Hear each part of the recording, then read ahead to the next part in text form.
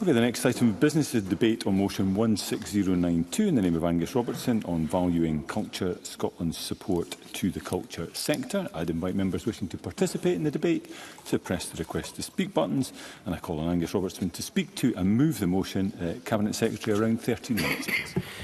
Thank you very much, Presiding Officer. I'm delighted to open the debate today about how the Scottish Government and members right across the Chamber can best support Scotland's culture sector so that it can continue to develop, to innovate and ultimately to thrive. And I move the motion that stands in my name. I spoke to the Chamber before about the intrinsic value and the transformational potential of culture, but if you'll permit me, I'd like to begin today by borrowing some words about the value of culture crafted by our nation's new maker, the accomplished and highly regarded multilingual poet Peter Mackay.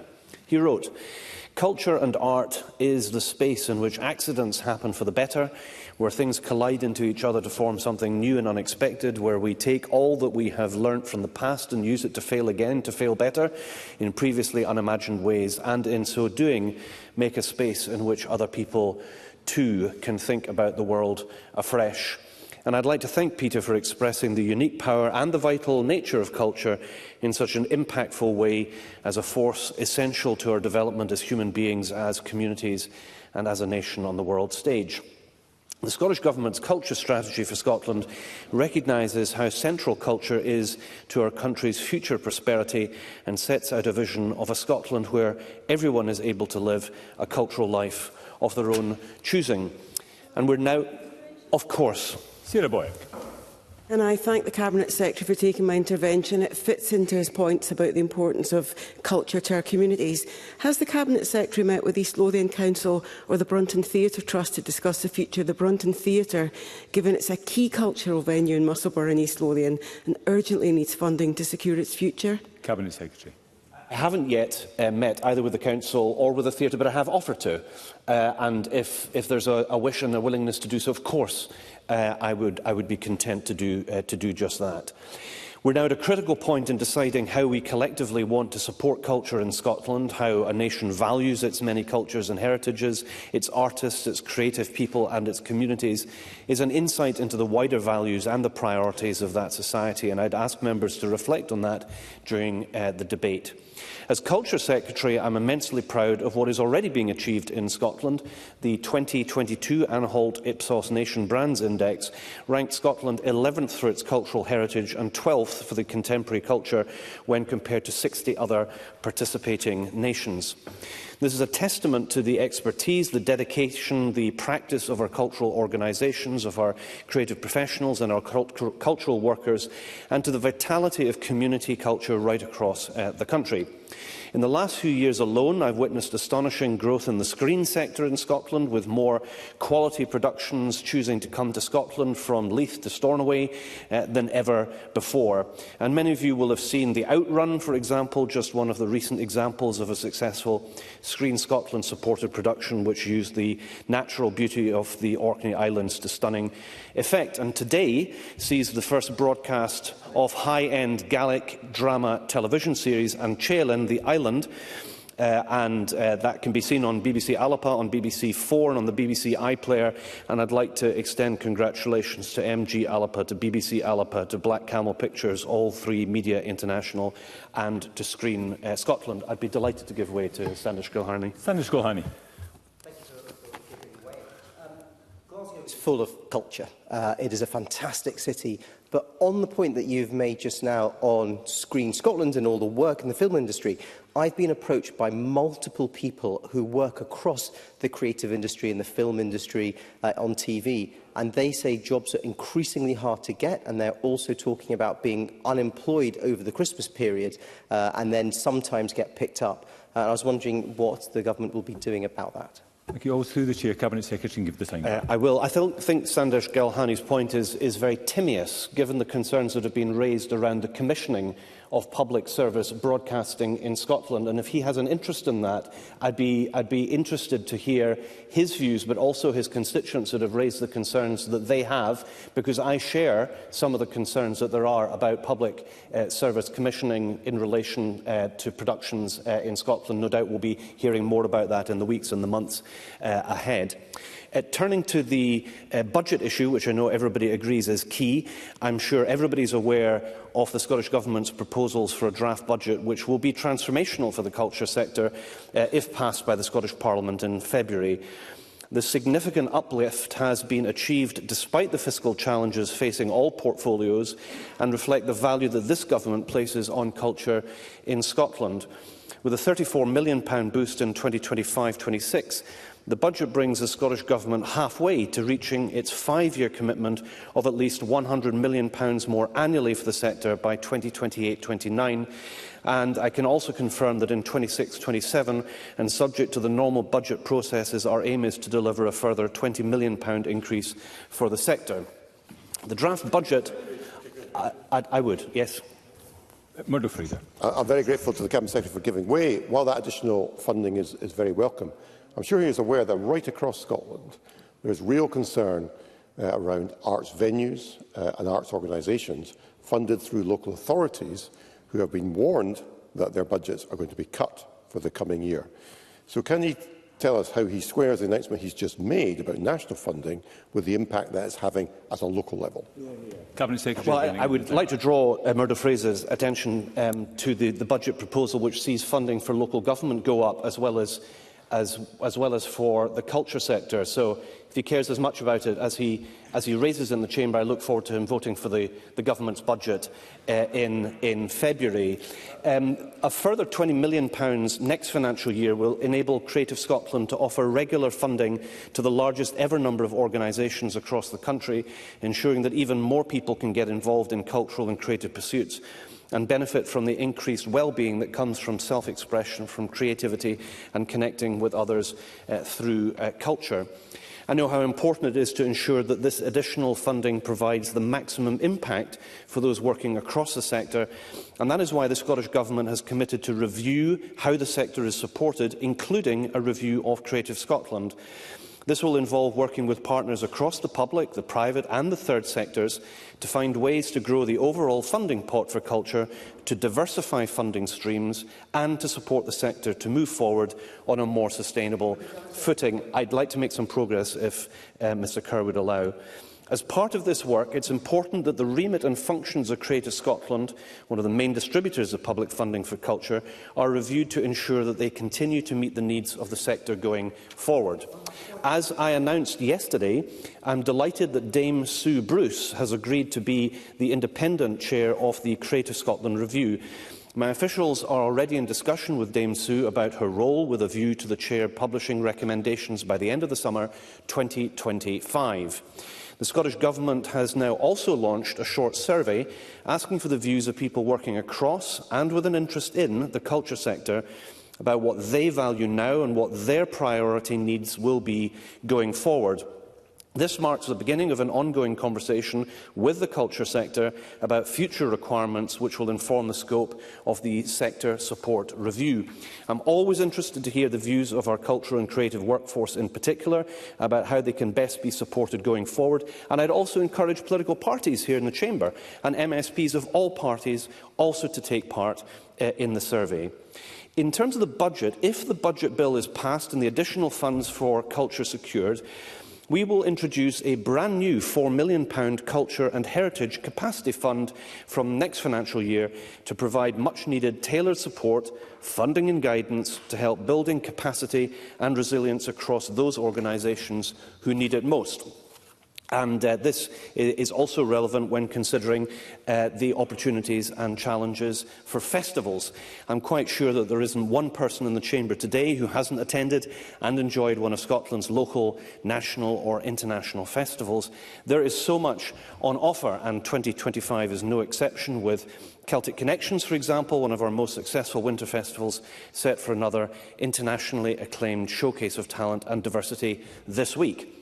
An additional £4 million is earmarked to support Scotland's festivals and will include £3 million to significantly increase our Expo Festival Fund to expand its reach beyond festivals in Edinburgh and Glasgow, recognising the importance of festivals right across Scotland in providing opportunities for the wider culture sector. I also understand, I've already given way a number of times to Mr Kerr's colleagues. If he doesn't mind, I'm going to make some progress. I'll see how I do at the end, and then I'll be happy to give way to him, or indeed during the summing up. I also understand that there is much more to be done to support Scotland's festivals to reach their fullest potential, and that's why new funding will also support the activity of the newly established Partnership for Scotland's Festivals. Members of the partnership have been drawn from across the sector, and I'm already impressed by the constructive, the collaborative and the inclusive approach that the partnership is taking to develop priority actions that will help to bolster festivals, large and small, across the country. Turning to our national cultural institutions, our national collections, our Centre for Design and our performing companies are hubs for international exchange and cultural excellence. They contribute significant amounts to the economy and support the lifelong learning, the health, the well-being of our communities. And this government recognises the importance of our national cultural institutions, and that's why we are increasing funding to the national collections and our national performing companies, as well as to our National Centre for Design, the V&A, in Dundee. The Scottish Government believes that culture and creative expression enliven our communities, shaping their distinct identities and making them attractive places to live, to work and to visit. And culture and creativity happens every day in communities across Scotland without government support, but to facilitate even greater access to community-driven creative activity locally, we've allocated additional funding to restart the award-winning Culture Collective programme and to expand the Creative Communities programme. Creative, if you'll forgive me, I've already taken a number of interventions, and there's a lot of good news that I want to share with the Chamber. Creative people play a unique and central role in shaping the kind of democratic, diverse, open and innovative society that we live in today, generating ideas and innovation and imagining new futures. People who create have the right to earn a fair living from artistic and cultural professional pursuits and pathways that enable people to develop creative and technical skills in their chosen creative careers, and this should be open to all. In 2021, approximate GVA in the arts, culture and the creative sector was estimated at £4,511 million. That's £4.5 billion, and we know it is also a significant employer, employing an estimated 155,000 people in 2022. The Scottish Government understands that Fair Work First is a key driver for achieving sustainable, inclusive economic growth for the sector, and that's why I established a Fair Work Task Force to support the sector's aspirations in this area, with the aim of developing recommendations for a Fair Work Agreement for Scotland's culture sector by the 1st of June 2025. Of course, cultural and creative participation should be nurtured from a young age, and an uplift in culture funding will enable the Scottish Government's long-standing investment in the nationwide Youth Music Initiative and funding of the world-class Sistema Scotland programme to continue. Nurturing a strong current and future cultural workforce is essential to fostering growth in Scotland's creative industries. The Scottish Government will increase funding for Screen Scotland's Successful Production Growth Fund by £2 million in the next financial year to attract international investment and encourage large-scale productions to choose Scotland for shooting, for post-production and for visual effects. This additional support for Scotland's growing film and television industries will provide even more opportunities for skills and talent developing right across a range of sectors. Building on Scotland's wider international reputation for cultural excellence and innovation, and to support the sector in its cultural and creative ambitions overseas, we will also scope the establishment of a support service for cultural export and for exchange.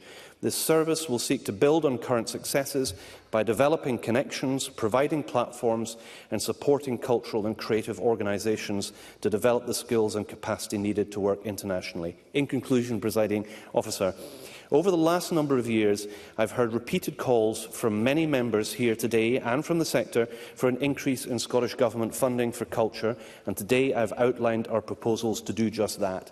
It's now critical that members across the chamber work together to ensure that this opportunity for transformational change is realised. I very much welcome the ideas from colleagues right across the chamber about how we collectively better serve and strengthen the sector going forward, and I look forward to hearing positive contributions to this welcome debate. I want to work with all members and all parties to realise our shared ambition for culture in Scotland, and I very much hope that members right across the chamber will support the planned increase in culture funding through the parliamentary process in the coming weeks. Thank you. I now call on Murdo Fraser to speak to and move Amendment 1609. 2.3, around 9 minutes. Mr Fraser. Thank you, Presiding Officer. Can I start by very much welcoming the fact we're having a debate on the importance of the culture sector. And on a note of consensus, I agree with a lot of what the Culture Secretary just said to us about the importance of the cultural sector to Scotland.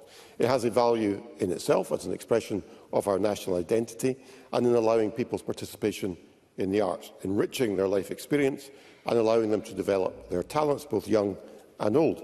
And we should at this point also recognise the role of many volunteers throughout Scotland who participate in the arts and allow others to participate, without whom many of the arts activities, festivals and events that take place in Scotland simply would not be able to occur. There is also an enormous economic benefit from arts and culture. The creative industries are estimated to be worth around £5.8 billion to Scotland, supporting tens of thousands of jobs. From local events such as Highland Games we see run throughout the summer, to the outstanding quality of our national companies such as Scottish Opera, the arts are there for everyone and help attract visitors from around the globe to contribute to our economic growth as a nation. Now, the Scottish Government, and we've just heard this from the Culture Secretary, has been crowing about the support for the Culture Secretary in the draft Scottish Budget for the coming financial year. The Culture Secretary has talked about a game-changing increase of some £34 million in the budget to support arts and culture, much of that being allocated to the funding body Creative Scotland. These additional funds are, of course, welcome, coming on the back of a very difficult period for culture funding. In the last financial year, there was a cut of nearly £5 million in the budget allocation for arts and culture. So the proposed funding for 25-26 not just replaces that, but does provide a substantial uplift. But while that increased funding is undoubtedly welcome, it only tells part of the story. Giving evidence to this Parliament's Culture Committee last week, the National Galleries of Scotland warned that budget pressures might lead to it having to shut one of its buildings, currently comprising the Scottish National Gallery and the Royal Scottish Academy on the Mound, the Scottish National Portrait Gallery on Queen Street, and the two buildings of the Scottish National Gallery of Modern Art. And although the Scottish budget for 25-26 gives NGS a 9% rise in funding, the rise in staffing costs, partly driven by the UK Government's increase in employer national insurance, but also partly driven by SNP policies to cut the working week for state employees from 37 to 35 hours, and the prohibition on compulsory redundancies, means that organisation, just one, simply cannot balance the books. Anne Lydon, the NGS Director-General, told the committee that she was having to look at restricting opening hours or even closing one of the sites entirely to save costs. And in the same session of that committee, Historic Environment Scotland said it was having to look at introducing entry fees on some sites which are currently free to visit to address its budget black hole.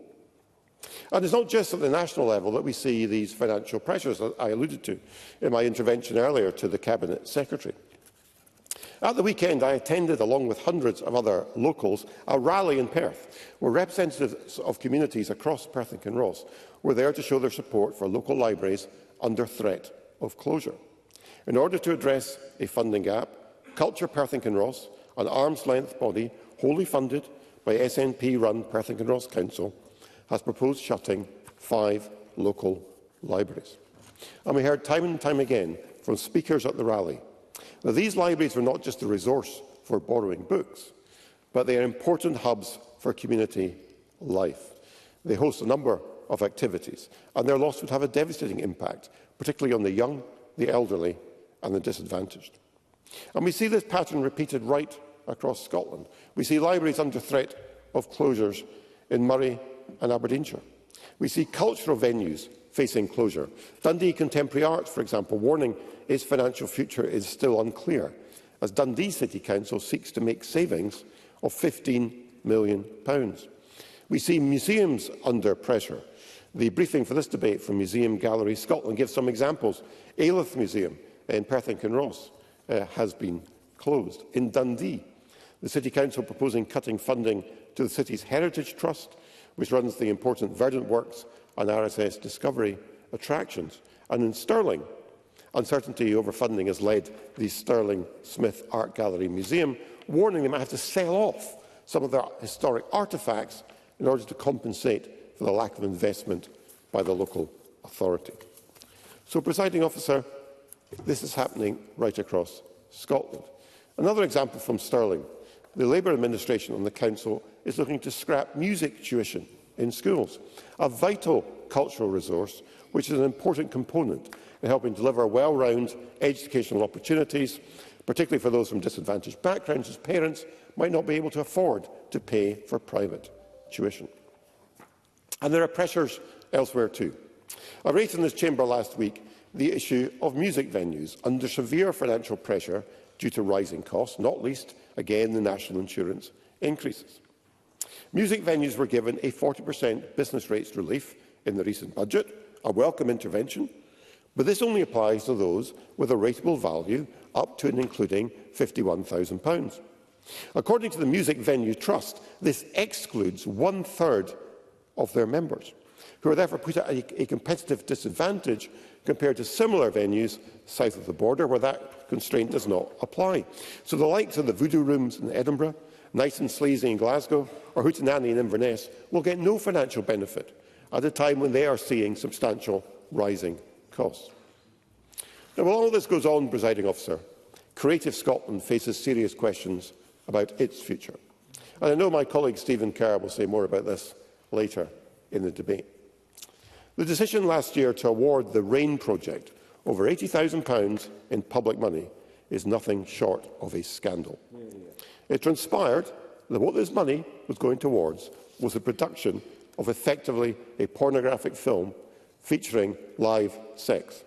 And the explanations from Creative Scotland as to what due diligence was done before the funding award was made have been utterly unconvincing.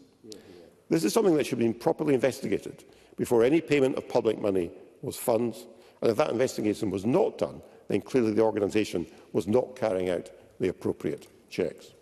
And that is not where issues with Creative Scotland begin and end, Presiding Officer, because it was also rocked by the disclosure that a member of staff had urged a shop not to stock gender-critical books, and specifically a publication by the Scottish poet and performer Jenny Lindsay.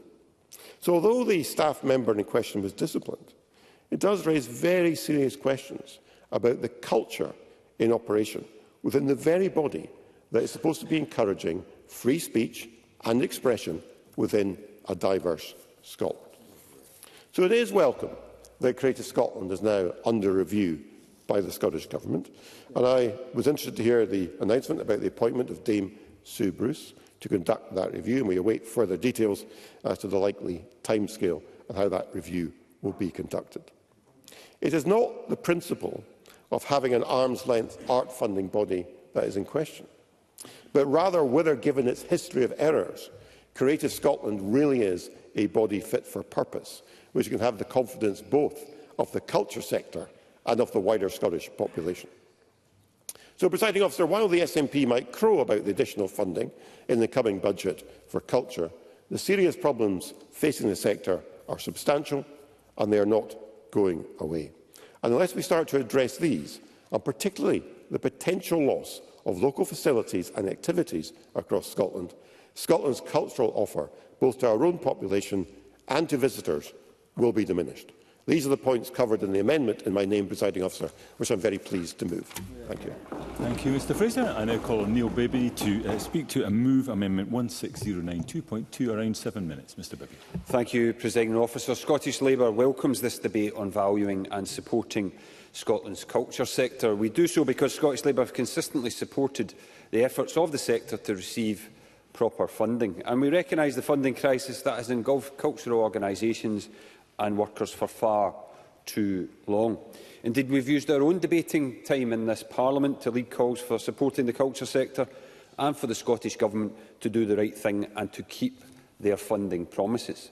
Scotland's cultural organisations have faced a perfect storm of crises and a constant cycle of promises followed by cuts. And people will be right to question why we're only now having a debate in government time about support for the culture sector. Presiding Officer, presumably it is because after years of uncertainty and standstill funding since 2018, as Creative Scotland reminded us last week, that the Cabinet Secretary believes the Government finally have something positive to say, or in other words, have stopped adding to the financial problems the sector has been facing. Of course, yes. Stephen Capp. To Neil Bibby for giving way. The reality is that this debate is happening now because if self-congratulation were an Olympic sport, then Angus Robertson would win the gold at every Olympics. Neil Bibby. Well, I'll come on to that, but certainly I wouldn't disagree with Mr Kerr on that. Of course we welcome the intention announced in the draft budget to increase the culture budget for the next financial year. It would be churlish not to. We welcome the Government's statement of intent to increase funding back in 2023, demanded the Cabinet Secretary set out a timeline for that delivery, and have been holding the Government's account to keep their funding promises ahead of the draft budget. But there are two important points I want to make. Firstly, the welcome uplift in funding for Scotland's arts and culture budget is a direct result of the new UK Labour Government's record funding settlement to the Scottish Government, with £5.2 billion more coming to Scotland over the next 2 years. The Cabinet Secretary simply cannot argue this is a coincidence. And secondly, I don't think anyone in the culture sector is going to be eternally grateful to the SNP Government just for keeping a promise to provide restorative funding. Anne Lydon, I will. Michelle Thompson. I thank him very much for giving way, and of course I too celebrate the increase in funding from the Scottish Government, but I wonder if in his remarks he's going to reflect on the continued and sustained and disproportionate impact of Brexit across our entire arts and culture bodies. I hear this time and time again in my capacity as convener of the CPG for music. It is really, really hurting, and is he prepared to come out in favour of arts organisations because of the damage of Brexit? Neil Bibby, and I give you the time back. I wasn't going to mention Brexit in this speech, but since Ms Thompson has raised it, certainly there are issues relating to Brexit that I know the Culture Committee in the Parliament is looking at and trying to improve the Brexit deal we've got and to ensure that there's more visas for touring artists, for example. But in going back to the budget, Anne Lydon, the Director-General of the National Galleries of Scotland, warned the Parliament last week. It is very welcome that additional funding is coming to culture, but it is quite simply too little too late. That is why we find ourselves still in a state of precarity. And because we often hear that the crisis facing the sector is a result of the pandemic, Ms Lydon was also right when she said, "I do not think we are still recovering from COVID. We are recovering from before COVID. Year on year, adequate funding has not been coming in." So there's no need for the Scottish Government or the Cabinet Secretary to pat themselves on the back and say everything is hunky-dory, not just now, sorry, because they are not the only concerns that exist. There are many more. The Musicians' Union in their briefing for today's debate rightly raised the issue of how money is allocated, saying that increased funding must also drive the delivery of fair work for the creative industries, with funding for the arts providing a key mechanism to achieve this through more robust funding conditionality, and I hope that we make progress towards that, given the Cabinet Secretary's remarks earlier. As Murdo Fraser said, the Music Venues Trust have raised concerns about the lack of support for larger music venues, such as the Voodoo Rooms in the Cabinet Secretary's constituency, and as Murdo Fraser also highlighted, reassurances are needed regarding stronger safeguards after the scandal of public funds wrongly being awarded by Creative Scotland for the sexually explicit Project Rain film. And when it comes to Creative Scotland, an article by Brian Ferguson in yesterday's Scotsman summarised significant concerns that the agency will be forced to spread the jam really thinly when funding decisions are made because the Cabinet Secretaries wish to have the maximum number of artistic organisations to receive the funding. Now, clearly, I think everyone would want to see more organisations supported, but the Government and Creative Scotland need to provide clarity on how the additional budget will affect organisations that have been on standstill funding. For example, the highly successful Beacon Arts Centre in Greenock, who raised 70% of their own income, are just one organisation looking for clarity, and say an uplift in their funding will be crucial to ensuring the survival of the Beacon for future generations and delivering their ambitions, which include creating new posts, expanding their programme and supporting the work of emerging artists. My colleagues Faisal Chowdhury, Colin Smith, Michael Mara and Paul Sweeney will all seek to raise issues from their local areas this afternoon. Presiding Officer, the Culture Committee have recognised that confidence remains low in the sector because of that uncertainty, and trust still needs to be rebuilt. And that trust needs to be rebuilt because of the SNP government's actions. This is a sector that has faced a constant cycle of promises followed by cuts, because despite the planned increase, cultural organisations cannot be fully certain they will receive the funding because promised funding has previously failed to materialise promptly in previous financial years, including this current one. In December 2022, John Swinney announced a £6.6 million cut to Creative Scotland's budget. In February 2023, after pressure, he reinstated it. But in September 2023, that very same cut was reimposed. We then had more promises 1 month later. But in August 2024, we had Creative Scotland closing the Open Fund due to uncertainty over its funding position from the Scottish Government. Over 2 years of the Scottish Government causing anxiety by doing the hokey-cokey on culture funding, no wonder confidence remains low. But it's not just 2 years, it's 18 years of over-promising and under-delivering from the SNP. We have a culture sector in crisis. Festivals gone, theatres shutting their doors, nearly 100 libraries closed, historic buildings like the Territorial Army building in Paisley being demolished, children and young people not getting the opportunities they deserve.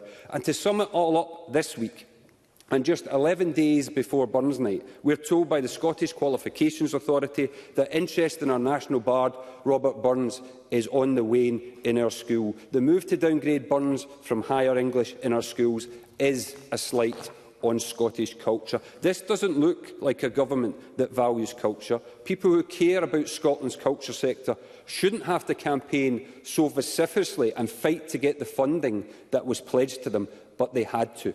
And when they're not, then this Scottish Government can say they value and are supporting Scotland's culture sector. I move the amendment in my name. Thank you, Mr Bibby. I now call on Maggie Chapman. Around 6 minutes. Ms Chapman. Thank you, Presiding Officer. I am pleased to open this debate for the Scottish Greens. My dad, a professional musician, instilled in his 2 daughters not just a deep love for a wide range of music, but also a profound appreciation for the power of creativity and artistic expression, how it shapes us as individuals and enriches our communities. I grew up playing lots of different instruments, including some Indigenous Zimbabwean ones, not always very well, I have to say. I'm sorry that I don't now get to make music as often as I would like, or probably should. Because culture is not a luxury. It should never just be an afterthought. It is the beating heart of who we are, the rhythm of our communities, the melody of our shared stories, the brushstroke of our identities. Art, music, dance, theatre, storytelling and heritage are not ornaments on the edges of our lives, but are woven into the fabric of what it means to be human. Culture is how we make sense of the world around us, how we connect with each other, how we dare to dream of better futures. Hamish Henderson said it's the carrying stream, connecting us to the past and the future. It's through culture that we express sorrow, joy, resistance and hope, that we remember our histories and imagine our tomorrows. Our rich cultural heritage in Scotland, rooted in the songs of the North East, the tales of the borders, the murals of our cities, shows us just how deeply culture runs through our veins. Culture also exposes the dynamics of power, class and production. It offers us a means to counter the pervasive nature of capitalist realism and envision alternatives to the oppressive pressure of the productivist economy. So culture must never just be for some of us, the preserve of the privileged and elite. It belongs to all of us. It thrives in the local ceilidh as much as in the grand concert hall. It is alive in the grassroots theatre productions, the community choirs, the graffiti art on our city walls. Take the STEM of Scotland's Big Noise programme, for example. These incredible projects are transforming lives in communities like Torry in Aberdeen and Douglas in Dundee, communities that often feel forgotten and neglected. Big Noise Torry brings children together through music, giving them not just instruments to play, but opportunities to grow in confidence, to find their voice, to build friendships. Similarly, Big Noise Douglas empowers young people through the joy of creating music, showing them that they can shape their own futures. These projects are shining examples of how culture can heal, uplift and inspire, and across Scotland for just over £2.5 million a year of Scottish Government money. The Belmont Cinema in Aberdeen is another powerful example of community-driven culture. For years, it was a gathering place for the shared experience of the magic of film, to connect with stories from around the world and from their own streets, to meet friends and strangers, to escape the everyday and find alternative realities. While its doors are currently closed, I commend the passion and work of the Belmont Community Cinema Limited, a group of ordinary folk with a steely determination to bring the Belmont back to life, not just as a building and cinema, but as a space for the community, by the community. A space where people come together, share ideas, learn different skills and celebrate the power of storytelling. And I am grateful to the Cabinet Secretary for his engagement with the Belmont. I hope we will continue to see positive progress on this. Yes. Liam Kerr. I'm very grateful and I associate myself entirely with her comments about the Belmont. I wonder if the members are as concerned as I am that last week Aberdeen Performing Arts reported a £900,000 drop in revenue alongside rising costs from last year. And does she share my desire that the Cabinet Secretary takes proactive steps to inform himself about this and help, as he's hopefully doing with the Belmont tomorrow? Maggie Chapman, I'll give you the time back. Thank you, and I thank Liam Kerr for that intervention. Absolutely, I am concerned about that as well, and I think it points to a broader issue around how culture is so often just seen as an add-on, not something that all of us need to take seriously as intrinsic to who we are as human beings. In Dundee, the Dundee Contemporary Arts, or DCA, is a beacon of creativity and innovation for Scotland. It provides not just a platform for world-class exhibitions, but also a space where people of all ages can explore their own creativity, whether through printmaking, film or digital art. It is a hub of learning, inspiration and connection, reminding us of the vital role that cultural institutions play in enriching our lives and strengthening our communities. That is why the Scottish Greens are committed to championing culture, not just as an optional extra, as I've said, but as an essential part of a fairer, greener society. Culture creates jobs, yes. It enriches our economy, absolutely. And we believe that the culture sector and creative industries can be the backbone of a well-being economy. But its value is far deeper than its monetary worth. Culture nurtures well-being, it fosters understanding, it builds resilience. In a world where divisions are growing and crises abound, culture reminds us of our shared humanity and our capacity for empathy and compassion. Yet, too often, culture is underfunded, undervalued and overlooked. Artists struggle to make a living, museums and galleries fight for survival, and working-class voices, young voices, diverse voices, are too often drowned out or ignored. So we do welcome the Scottish Government's additional investment in culture, but multi-year funding is essential and really cannot wait, and I hope the Cabinet Secretary will address that in his closing remarks. Because sustained investment now would lead to long-term benefits for our communities, our economy and our climate. Such investment is not an act of charity, but an act of justice. When we fund culture, we fund creativity, connection and community. When we champion heritage, we honour those who came before us and inspire those who come after us. When we celebrate art and music, we celebrate the infinite potential of the human spirit. So let us recognise culture for what it truly is, a lifeline, a compass, a mirror. Let us protect it, nurture it and share it widely, because culture is not just what we do, it is who we are. Thank you. Thank you. Before calling the next speaker, just to alert the Chamber of the fact we've got a little bit of time in hand, but any interventions would need to be brief. And with that, I call Alex Cole-Hamilton up to 6 minutes, please. Well, thank you very much indeed, Presiding Officer. I very much welcome the motion before us today. It affords a rare opportunity to debate something that seldom captures our attention in this chamber and far less government time. It comes before us, I think, on an auspicious day for the Scottish cultural sector, given the assurances that can now be made about the future of the Old Royal High School, a few hundred yards from this building. It has moved a step closer to becoming a new national centre for music, thanks today to the £5 million grant from the National Lottery Heritage Fund.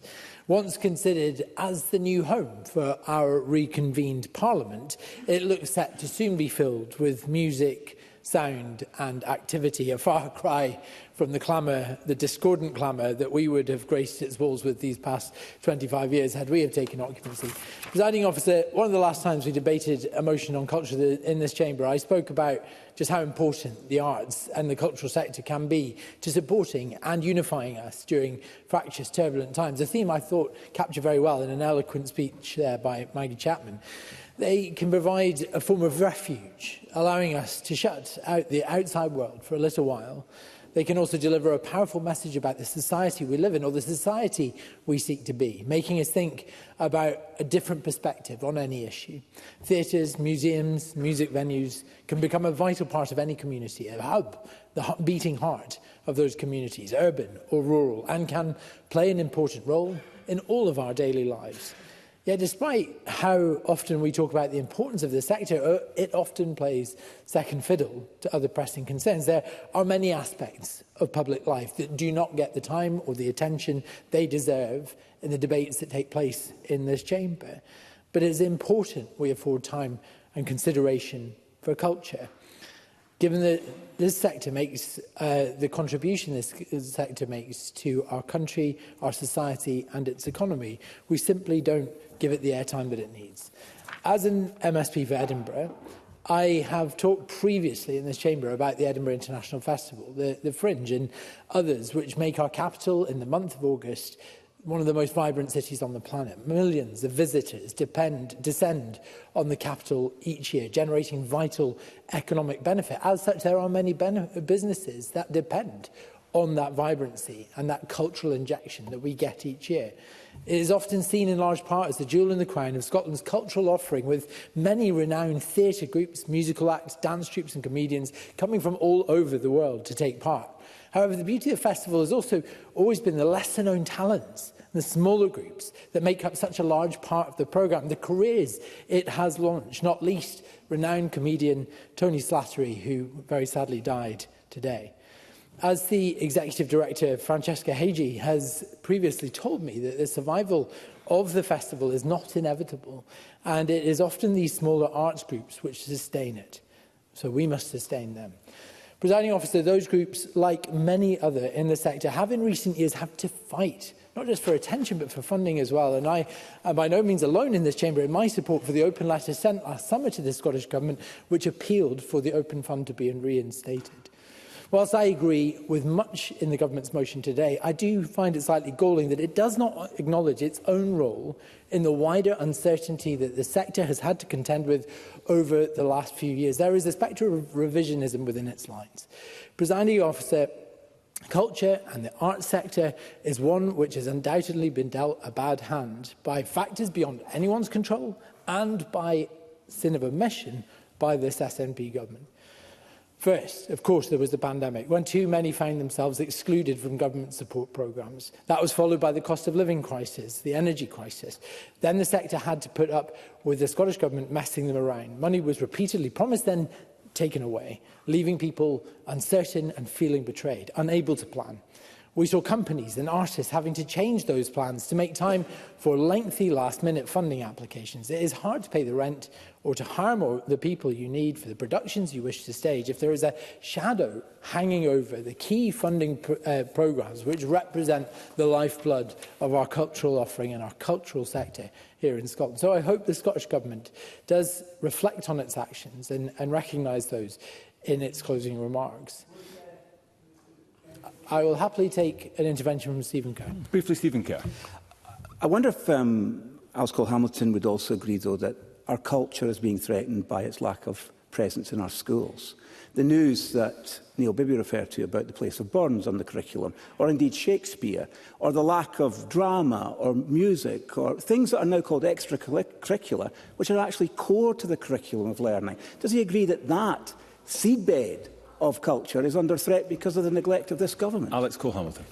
I think Stephen Kerr's point is exceptionally well made. And I think that within each of us, there is a fuse linked to a cultural explosion that needs to be lit at some point in our lives. And more often than not, that is always caught in schooling. I remember my first interest in theatre, in the words of Shakespeare, in the words of the war poetry that we learned in first and second year of high school, stimulated in me a lifelong love affair with literature and poetry and the arts more generally. So I think his point is exceptionally well made. And it feels like there's always been something of a rift between artists and the body that is there to oversee them in terms of Creative Scotland. There was a very public fallout in 2012, then again in 2018, before the government's recent funding choices put the body in a very difficult position. Many artists will tell you that Creative Scotland isn't always an easy body to deal with, but like it or not, it is effectively the primary incubator for new artistic talent and cultural ventures in this country.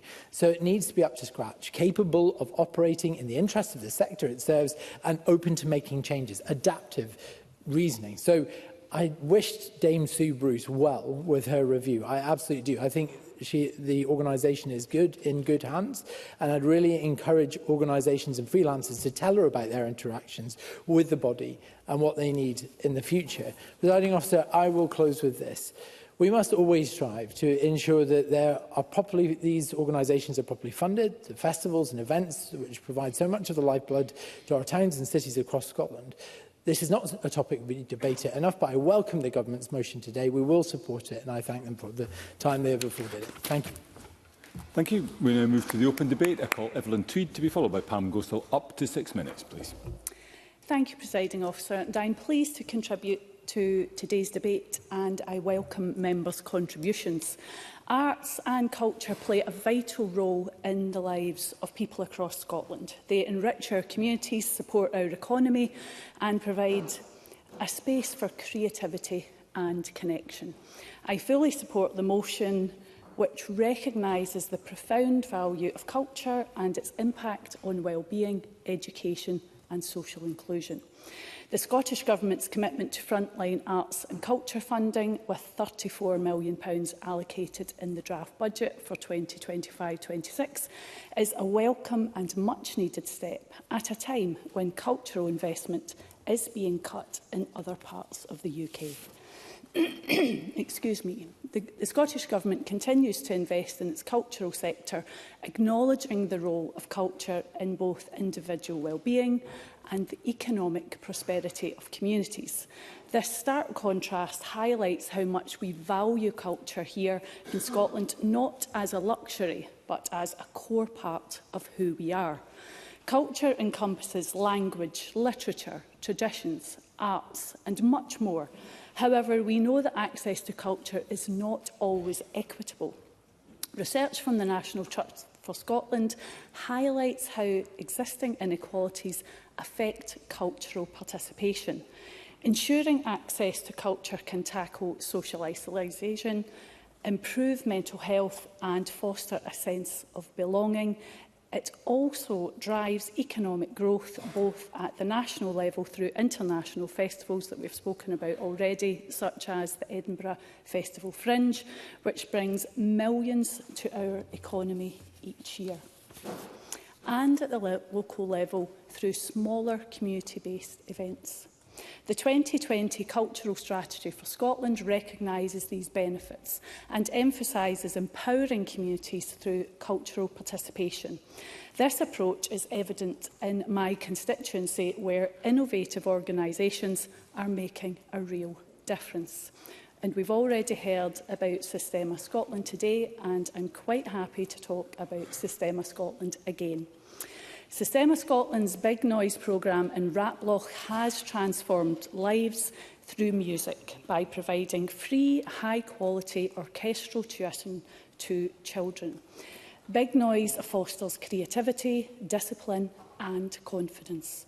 Excuse me. It also provides families and communities together, brings them together, building resilience and pride.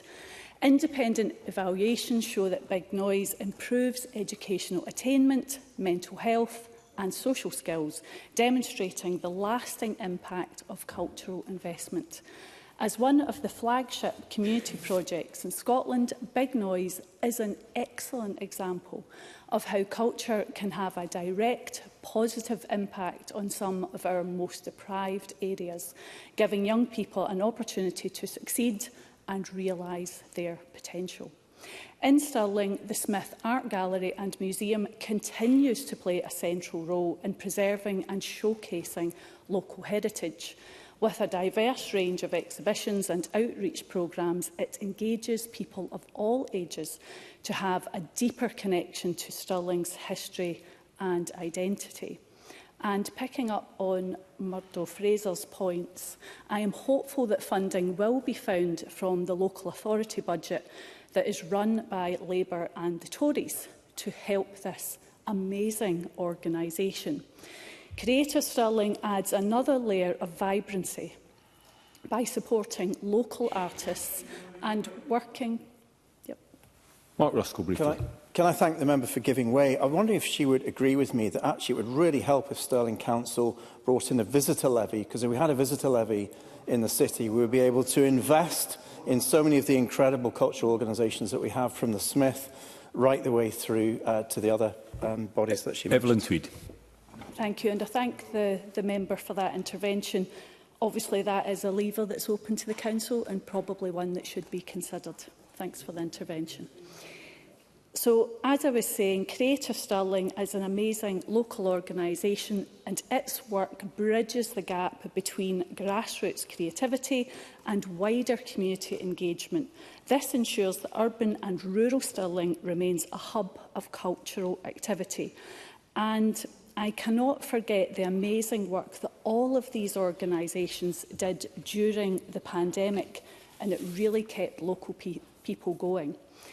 And Stirling Pride, held for the first time in September, is another example of culture bringing communities together. The event featured music, theatre and art workshops, while businesses and charities hosted inclusive activities.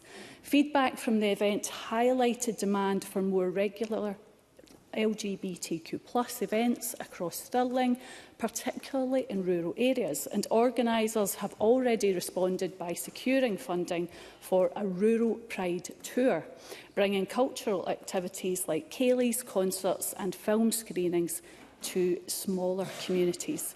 Rural Scotland is disadvantaged when it comes to access to arts and culture, but by addressing barriers such as cost, accessibility and transport, these events will ensure that cultural opportunities are truly inclusive. Through these events, rural communities from Strathblane to Culin and Falin to Aberfoyle are being connected in new and exciting ways. We must thank volunteers whose contributions to culture in Scotland are invaluable, and ensure funding processes are streamlined and easy to navigate to ensure take-up. The investment in arts and culture is an investment in Scotland's people and future. Scotland's approach to cultural investment sets us apart from the rest of the UK, where austerity measures have resulted in cuts to culture. As we look ahead, we must build on our proud legacy of cultural investment, ensuring that Scotland remains a leader in cultural accessibility, inclusion and creativity. Thank you. Thank you. I'm afraid we've now exhausted any time we had in time, so members will now have to stick to their speaking time allocation. I call Pam Gossel to be followed by Faisal Chowdhury. Up to 6 minutes. Ms Gossel. Thank you, Presiding Officer. Before beginning my speech, I would like to thank the Scottish Government for bringing a debate on this important sector. Culture is an integral part of Scotland and extends to music, dance, film, sport, language, to Scottish traditions and much more. Scotland has many diverse festivals, like the fantastic Edinburgh Fringe, which attracts millions of people from around the world. And let's not forget our 550 golf courses, many of which are world famous and attract a lot of people from around the world, as well as bringing the world's best players and tourism. Scotland's culture sector plays a vital role for Scotland's economy. 70,000 jobs across more than 15,000 businesses are supported by the sector, while the total contribution to the Scottish economy is £5 billion. Data from the most recent Scottish Household Survey has found that 76% of adults visited a cultural place in 2023. However, we must not forget that our volunteers and third sector organisations are equally as important in promoting culture. Presiding Officer, it is very important that I use this debate to highlight just some of the great cultural organisations in my region of West Scotland which I have visited. The Men's Shed in Mulgai and Bearsden and in Kirkintilloch, which do a fantastic job in helping combat mental health and loneliness, while Creative Spark Theatre Arts in Kirkintilloch helps neurodivergent children enjoy theatre. And we must not forget the contribution that Asian cultures bring to Scotland. There are many organisations that help deliver in my region. However, unfortunately, I don't have the time to mention all of them today. I'll mention a couple of them. The Scottish Asian ECTA Group, run by Mrs Cooler, helps widows and single women through advocacy, support and upskilling.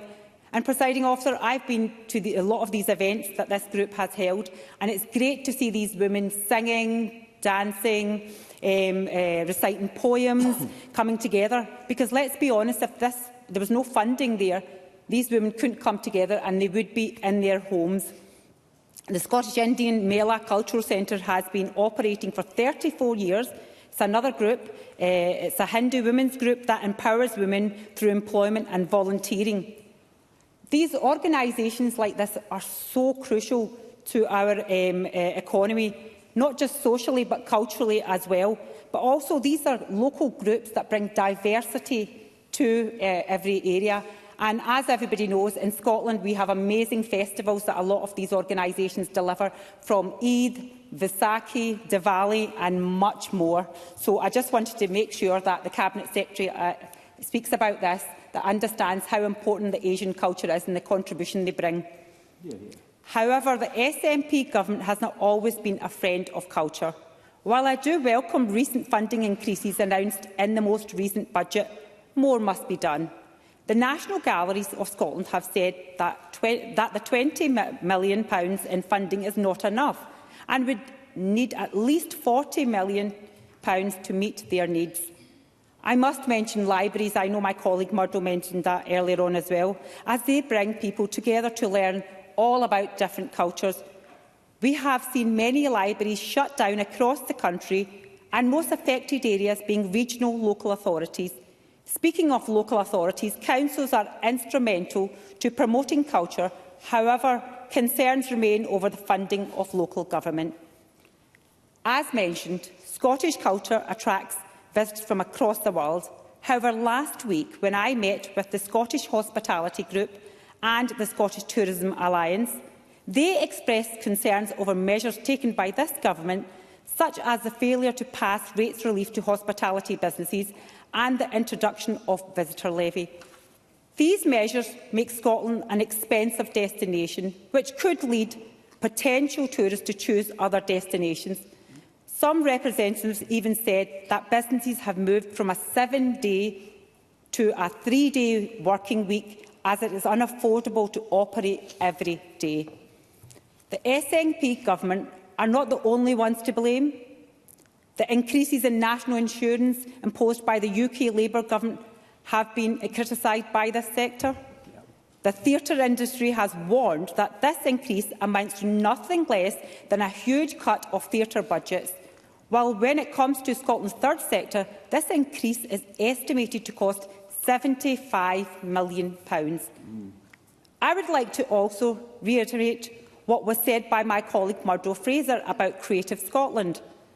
Taxpayer money should never be given towards pornographic films, and therefore I hope Creative Scotland do their homework next time and use their platform in a better way. I was also disappointed to hear that a Creative Scotland staff member tried to prevent a shop from selling books by gender-critical poet Jenny Lindsay. In fact, the Scottish Pen Group has warned that Scotland's worldwide reputation has been jeopardised by the SNP government for limiting freedom of speech and expression. I therefore hope that the measures are put in place to protect free speech and that Creative Scotland offers a platform for everybody. In closing, Presiding Officer. Ms Gozo, you're ready after your time. Please just bring your remarks to close. In closing, Presiding Officer, the culture sector plays a key role in making Scotland a vibrant place. I look forward to hearing from the Cabinet Secretary on the concerns I have raised. Thank you, Ms Gozo. We have no time in hand, which has already been made quite clear. I call Faisal Chowdhury. Up to 4 minutes, please, to be followed by Michelle Thompson. Mr Chowdhury. Thank you, Presiding Officer. I will always welcome the opportunity to discuss our arts and culture sector in the Chamber. The benefit of arts and culture to Scotland are numerous: employment, economic growth, tourism, but most importantly, well-being. In recent years, the Scottish Government has failed to recognise the importance of culture. And while facing a perfect storm of crisis, the sector has been forced to mount campaign after campaign due to the actions of the Scottish Government. John Sweeney announcing cuts which were later only partially reversed. The closure and reopening of the Open Fund for Artists. Organisations being left in the dark over the long-term funding settlements. So while I do welcome the uplift in funding for the cultural sector, made possible by the UK Labour Government's record funding settlements for the Scottish Government, the SNP should not be patting themselves on the back for no longer adding to the problem. One budget will not reverse years of mistrust and mismanagement. But this isn't just about money. Culture needs the necessary infrastructure to thrive, like grassroots music venues, without which many of our greatest artists would never have succeeded. But unlike the UK government, the Scottish Government will not pass on full rate relief to venues under 1,500 capacity. Limiting to properties with a rateable value of under £51,000, venues in high-value areas, even those with small capacity, will miss out. So for many, 2025 remains incredibly challenging. The situation in our local authorities, who have been forced to cut culture spending due to Scottish Government underfunding, also remains challenging. If we want to close the 25% gap in attendance at cultural events between the most and least deprived areas, Council must be given the tools to ensure access to culture for all. Local authorities' venues, Motherwell Concert Hall and Branton Theatre in Musselburgh, which play a massive role in increasing local access to culture, were marked for demolition last year due to presence of RAC. Sarah Boyack and I met with the chair of Branton Theatre Trust last week. He told us how important the Branton was to the community, hosting shows, schools, weddings. The importance of these venues our communities should not be understated. The Scottish Government should step up to protect local culture. To conclude, Presiding Officer, the SNP cannot congratulate themselves for merely stemming the bleeding in our cultural sector. The sector needs to move on from fighting for its survival. It needs to see growth and support to thrive. It cannot afford another perfect storm made worse by the SNP government. Thank you. Thank you, Mr Chowdhury. I now call Michelle Thompson to be followed by Stephen Kerr. Up to 6 minutes, please. Thank you very much, Presiding Officer. Well, I'm pleased with the continued commitment from the Scottish Government and that the will of the Cabinet Secretary has prevailed, despite, I'm sure, many competing pressures. And it's already been stated, but I do think it's worth stating again that the Scottish Government is halfway to reaching its 5-year commitment for that recurring £100 million increase. And, but facts need to be put on the table. I think that the SNP government's draft budget is a clear statement of intent for Scotland's arts and culture sector. 34 million additional for culture, 22 million of that for maintenance projects, uplifts for Screen Scotland, Sistema, Youth Music Initiative, Festivals Expo and the reinstatement of Culture Collective. And I would say to the Cabinet Secretary, he's described it as a foundational change, and I would agree with him. This is really, really important. And I declare more than an interest in arts, and particularly music. And I arguably owe my degree at the now Royal Conservatoire of Scotland to every single future element of my career. Before the value of so-called meta skills became commonly appreciated, I was, even at that early stage, aware of the fact that I was learning so much more than just competence in chosen instruments. I learned how to perform, and that, of course, stands me in good stead for this place. And I can see many other members, indeed here today, who've learned the basic skills of drama as well.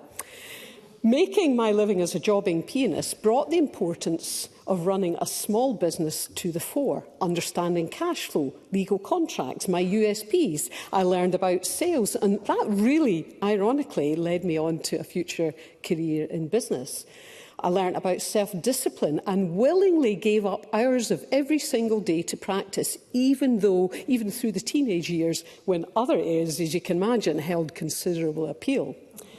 Nevertheless, I remain fast no matter what I do to my love of music, and I make another shameless plug for new members of our Scottish Parliament. I started this choir so that we could sing with 1,000 voices just in debate. So if you ever want to join a choir, speak to me later. But seriously, the wider economic environment is so critical to ensuring the success of the entire sector. And I make no apology for again bringing up Brexit. At every meeting, at every interaction I have with artists or organisations, they tell me about the ongoing and sustained impact in them fundamentally being able to take their excellence, that excellence that represents Scotland, on a global stage. UK Music's annual economic report, delivered just at the end of this year, said Brexit had been a catastrophe for the sector, with artists still seeing fewer invites to perform in the EU and swathes of red tape when playing on the continent. And a much more ambitious plan is needed to make sure the UK keeps pace with intensifying global competition. So the current UK government states it's going for growth, but at the very same time continuing to fail to recognise the damage done by Brexit. And, we have to recognise the UK economy is deeply in trouble when you look at the issues around bond yields and government gilts. And it continues to be a very difficult environment for artists. Another area that I will highlight, which, it's not in the motion today, but I think it's something we need to keep alive to, is the potential impact of generative AI for musicians. This is increasingly a concern. I'm hearing more and more, and we see different legislatures around the world trying to make attempts to contain this, but with very limited effects, given the scale of movement in this area. The final area I wanted to make some remarks was referencing my constituency of Falkirk East. Kinneil House is a magnificent and truly historic building located in Bowness. Once the seat of the Hamilton family, it's been saved from demolition, particularly in 1936, and is now under the care of Historic Environment Scotland. The grounds in which the house are located are a valuable asset for both locals and visitors, and the Kinneil Museum, ably promoted by the Friends of Kinneil, serves as both a comfort station and more so a valuable resource for learning more about the cultural contribution of Kinneil House. And this brings me to my main observation. The continuing support of the site overall is vital and needs to involve a multitude of key stakeholders: Historic Environment Scotland, Falkirk Council, of course, and I believe a role for Historic Scotland too. Given the site's national strategic importance and the fact that it represents a totality bigger than any one body, pulling in its heritage significance, its scale, its potential, its local socio-economic need and community value really needs a pulling together of thoughts and minds. And traditionally, in buildings such as this, what we've seen is that individuals, say for example the council doesn't have that totality of sight. So I'm interested in the Cabinet Secretary's reflections that it may actually be an ideal candidate for the Culture and Heritage Fund. Thank you, Presiding Officer. Thank you, Ms Thompson. I now call Stephen Kerr to be followed by Colin Smith. Up to 6 minutes, please. Well, can I first of all compliment Michelle Thompson for the superb job she does in filling our lobbies and spaces in this Parliament with music. And she's also right at least about one other thing in her speech, and that was that Labour are responsible for crashing our economy, and we are all going to be worse off for that. But let's also agree, while we're in the spirit of agreeing with one another, that Murdo Fraser was right when he said the creative arts and our historical assets define us. But the Cabinet Secretary must face up to the bitter irony that while he showers himself with praise for restoring the culture budget, libraries, local theatres, our greatest galleries and historic sites are facing the very real threat of closure. The SNP in government is guilty of cultural neglect. Let me turn to the culture review that the Cabinet Secretary... I will, if you're very brief, because I don't think I have any extra time. But I will give way to Keith Brown. Just on the issue of cultural neglect, will the member acknowledge that, according to Equity, between 2018 and 2023, the culture budget reduced by 11% in England, where his party is in control, and increased in Scotland? And also the cuts in local government. That is a responsibility in his area of Stirling Council, run by Labour and the Conservatives. Do you not agree? Well, I don't represent Stirling here, sadly. I represent another part of Scotland, which I'm very proud to do. But I wish we had more time to engage in a proper debate, because I think Keith Brown raises points that are worthy of a proper debate. But let me, with the time I have, if you'll forgive me, move on to talk about the Culture Review that was announced as part of the programme for government. The Culture Committee specifically asked that that review include the governance and transparency of Creative Scotland. Now, if I heard the Cabinet Secretary correctly earlier, he said that Creative Scotland and its processes are part of the review. But let me tell him what Creative Scotland told us last week, and I quote from Anne Langley: the Scottish Government has helpfully been clear that it is a review of purpose and not process. Well, as far as I'm concerned, governance and transparency are an essential part of a review of process. And therefore, I would like the Cabinet Secretary, please, to clarify that. And I'll just quote from Robert Wilson, who's the chair of the board of Creative Scotland. He said, "We have had many discussions with the Cabinet Secretary and government officials. That is our understanding, based on those discussions." So I think the Cabinet Secretary should just clarify, again in his summing up, whether that understanding that Creative Scotland revealed to the committee last week is right or wrong. I think it's wrong, and I'd like to hear him say so. And to clarify that he hasn't changed the remit of the review of Creative Scotland, which receives £80 million of taxpayers' money. And it's important that we review the work, and it's been spelled out very clearly why that should be the case, including the mention of this now infamous case of the porn movie that was funded to the tune of £85,000, but it didn't happen, thankfully, because of other interventions. Perhaps the Cabinet Secretary could even intervene now. I'd even give him 15 seconds to confirm the review will include all aspects of the workings of Creative Scotland. Does he want to say yes?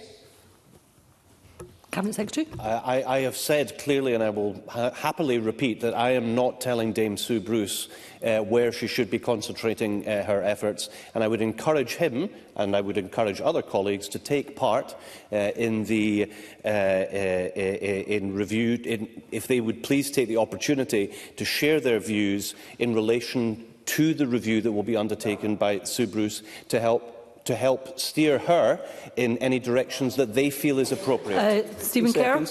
That was a very vague answer again. I think a clear answer about the comprehensive nature of the review is important. Now let me turn to NGS, because that was referenced earlier. Anne Lydon's comments talked about a staffing trap. And I think the SNP members should recognise that the imposition of the policy of the shorter working week is costing NGS alone almost £800,000 and is threatening their ability to be able to open to the hours that they currently open.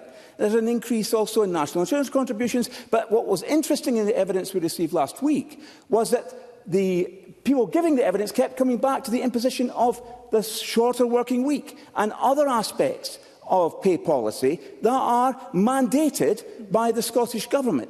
In fact, Anne Lydon told us that when you add up the shorter working week and the national insurance contribution increases, it gets to over £1 million of additional cost. And then she also mentioned the confines that are placed on them, the restrictions, because of a no compulsory redundance policy. She said, we cannot be as agile or as flexible as we want to be because all the money that we receive goes towards keeping our existing staff profile. Now, because of the restriction on time, let me just mention HES. The HES new chief executive gave evidence to the committee, and she wasn't able to tell us how much it would cost, given the very patchy history of the 300-plus properties that HES look after, and the fact they haven't been able to open all of them. And they've been opening and closing them. She wasn't able to tell us how much it would cost to bring all of those valuable assets up to an acceptable standard of safety and accessibility. Now, we've been told, a number of us who are in the committee, by a source in HES, that that's going to cost £800 million. So can the Cabinet Secretary confirm to us that he is in talks with HES about these works, and can he confirm that he also has that estimate of at least £800 million to restore these historic sites, vital to our visitor economy? And in conclusion, may I also mention the issue of school music tuition. I remember this campaign from before when the SNP were in power in Stirling. When I was the MP, we had to campaign to save Stirling's music tuition at that time. Let's acknowledge the importance of music tuition in the education of our young people. And this is not the first time there's been a threat to this, not just in Stirling. Mr Kerr, you will need to conclude. I will conclude. Well, please do now. I conclude by saying this, Presiding Officer, that the deliberate underfunding of local councils, so that ministers like Angus Robertson can come here Mr. and Kerr, congratulate themselves on spending Mr. money. Kerr.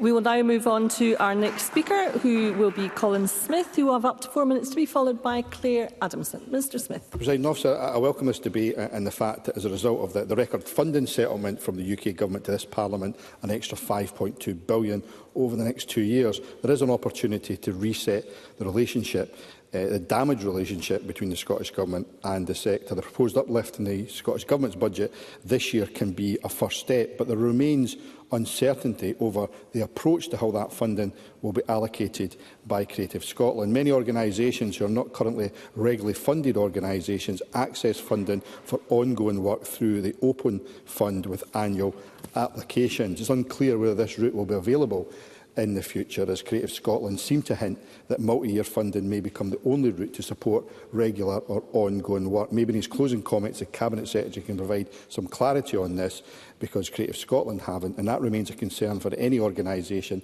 that may be unsuccessful in what is an oversubscribed bid for multi-year funding.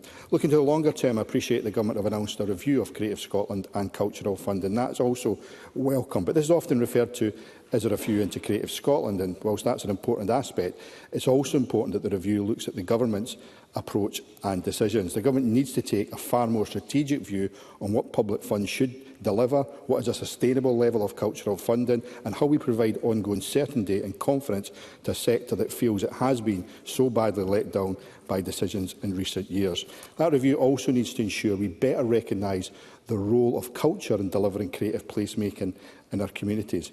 In November, I had the privilege of co-hosting an event in this Parliament organised by the Stove Network in Dumfries, who have been working with the South of Scotland Enterprise Agency, and how creative placemaking uses the arts and culture as the foundation of community engagement and involvement, and the positive impact that has on health and employment, on well-being, on regeneration. But the current silo model of cultural funding, with that emphasis and focus on performance, often professional, doesn't properly recognise participation. In contrast to, for example, Ireland, I don't think I've got any extra time for this. There's no extra time. It's up to the member whether they take interventions or not. Unfortunately, I would love to, but I don't have extra time. But I appreciate that Emma Harper was also a co-host at that event, and she'll have heard the speakers from Ireland who talked about the fact they have specifically additional funding stream for participation in community-based practice. And to be fair, that's something we have when it comes to sport in Scotland, but we don't have when it comes to culture and arts. We also need to really better recognise that wider role of culture in delivering that wellbeing economy and preventing social isolation and improving mental health and regenerating communities by, in my view, better ring-fencing funding streams for that participation. We also need to see more regional equity when it comes to the allocation of funding. Festivals and events are a hugely important part of my region in Dumfries and Galloway, but in recent years we've lost many major festivals. The Wickerman Festival, Electric Fields, the Doonham Festival, and next week the Big Burn Supper Festival returns, but it will do so in a much reduced format, having been cancelled last year as a direct result of the Scottish Government's decision to axe the Winter Festival funding. When new festivals do emerge, such as Music at the Multiverse, in a bid to replace those that have been lost, they really do struggle to get support from government agencies. So, Presiding Officer, in concluding, the cultural offering in Scotland is about more than big international festivals, and that needs to be reflected when it comes to government support for a sector that makes a significant difference to communities in every single part of Scotland, and in particular really helps communities to participate and make a big difference to the area in which they live. Thank you, Mr Smith. I now call Claire Adamson to be followed by Paul Sweeney. Up to 6 minutes, please. Thank you very much, Presiding Officer. I was just young enough to see the release of Bill Forsyth's That Sinking Feeling in 1979, and I remember very well being struck by the Glasgow humour and the Scottish attitude in it. And in the final few frames of the film, it's about one of the protagonists standing trying to flog off his sinks piled in front of him, and someone from the Arts Council walks up and offers him a grant. And much in Bill Forsyth's usual style, picking fun at what was the controversy at that time with the Arts Council. And I bring that up by way of demonstrating that arts funding and who gets funding and who doesn't get any has always been a controversial and difficult thing. But what we have to move forward to is confidence that the organisation that is delivering that on behalf of the Scottish Government is meeting the requirements of the sector. And of course, at that time, I was also introduced for the first time to the 784 company, named for 7% of the population owning 84% of the wealth. In 2003, Oxfam estimated that 1% of the population now owns 70% of the wealth. So in that intervening time, what we have seen is much wealth, much growth, but fewer people seeing the benefit of that. And I think that goes to the challenge of where we are in our arts sector. When budgets are squeezed, when situations are difficult, it becomes even more difficult when the wealth of the nation is so inequitable. Scotland's artists innovate and entertain us, and they challenge us, and they are the custodians of our culture. And while I'm speaking today as MSP for Motherwell and Wishaw, I do chair the SEAC committee and convene the SEAC committee, I should say, and I am very conscious that we are in the middle of taking our evidence and have not yet reached a conclusion on the budget. So I'll try to be factual on what we've learned so far. I think that we also have to consider the pandemic. It's been mentioned by a few of my colleagues in the Chamber this afternoon, but few of us could have imagined lockdown without reading a book, a poem, watching TV, honing or learning a new craft, or listening to music, or even picking up an instrument, perhaps for the first time. An artistic endeavour is the lifeblood. Music and culture run through our communities like a vibrant thread in the representative tartans. And without those threads, it would be a much duller and boring tartan indeed. They inspire us, and we are inextricably bound by culture internationally and here in Scotland. And there are many great inequities in the world, but culture can be a great leveller. And yes, there are many people who struggle to access it, and that's what we must be focused on going forward. Equity of access, and ensure as many people as possible can participate in our culture. Last week, we took evidence from stakeholders, including Creative Scotland, National Galleries, Wigton Festival, Federation of Scottish Theatre and Culture Counts. These organisations are at the forefront of Scotland's culture and are considering the impact of the proposed Scottish budget. Organisations across the culture sector have warmly welcomed the Scottish Government's proposed £34 million increase to frontline culture funding. And the difference with funding elsewhere in the UK has also been highlighted by colleagues in the Chamber this afternoon. Fiona Sturgeon-Shea of the Federation of Scottish Theatre and Culture Counts spoke of developing the culture sector for the common good. And she was especially encouraged by the allocation of an additional £20 million to Creative Scotland's multi-year programme funding, which has been mentioned again as such an important development in their culture sector in Scotland. We also heard from Adrian Turpin of the Wigton Festival Company, who echoed these sentiments, but also talked about the difficulty in accessing culture in rural areas. And I think we have to consider this in more detail. And I think back to last week's debate on the National Performance Framework, and the debate that we saw that we can be quite siloed ourselves in this Parliament. When we... Yes, Will, thank you. Emma Harper. Thank you. I really appreciate Claire Adamson for giving way, and it's kind of on the point about rural, and a lot of members have talked about Glasgow and Edinburgh, so Central Belt, and I would just, as a keen Burnsian herself, I would just ask if Claire Adamson welcomes the fact that the Big Burns Supper is going ahead this year, and we've got entertainment such as Eddie Reader, Wet, Wet, Wet, and an underwater Burns Supper taking place in Dumfries in the next week. Yes, I would absolutely welcome that, and I hope to be able to maybe get down for a visit to see some of the events.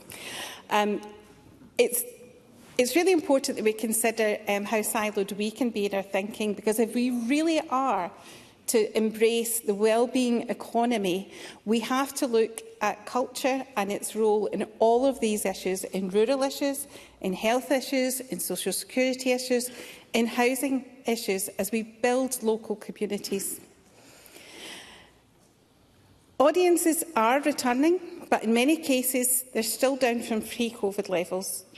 Ongoing issues with the cost of living means it's difficult for many people to make the choice to support the arts. Striking that balance between raising revenues and supporting artists and maintaining cultural output that is accessible across different communities is a critical challenge going forward. And that becomes more acute when Ms Adamson, you will need to conclude. Sorry, I will conclude there. Just by saying, Labour's tax on jobs isn't helping the situation for a lot of our cultural organisations. Thank you, Ms Adamson. I now call Paul Sweeney. Up to 4 minutes to be followed by Keith Brown. Mr Sweeney. Thank you, Deputy Presiding Officer. And I was struck by what the member from Motherwell and Wishaw mentioned, that sinking feeling by Bill Forsyth. One of the films that I remember watching with my mum as a kid, and it was quite striking because we used to sit and look at all the places we recognised in our city growing up, and it then reminded me of the late Alistair Gray's line from Lanark about Glasgow being a magnificent city, but why do we hardly ever notice that? Because no one imagines living there.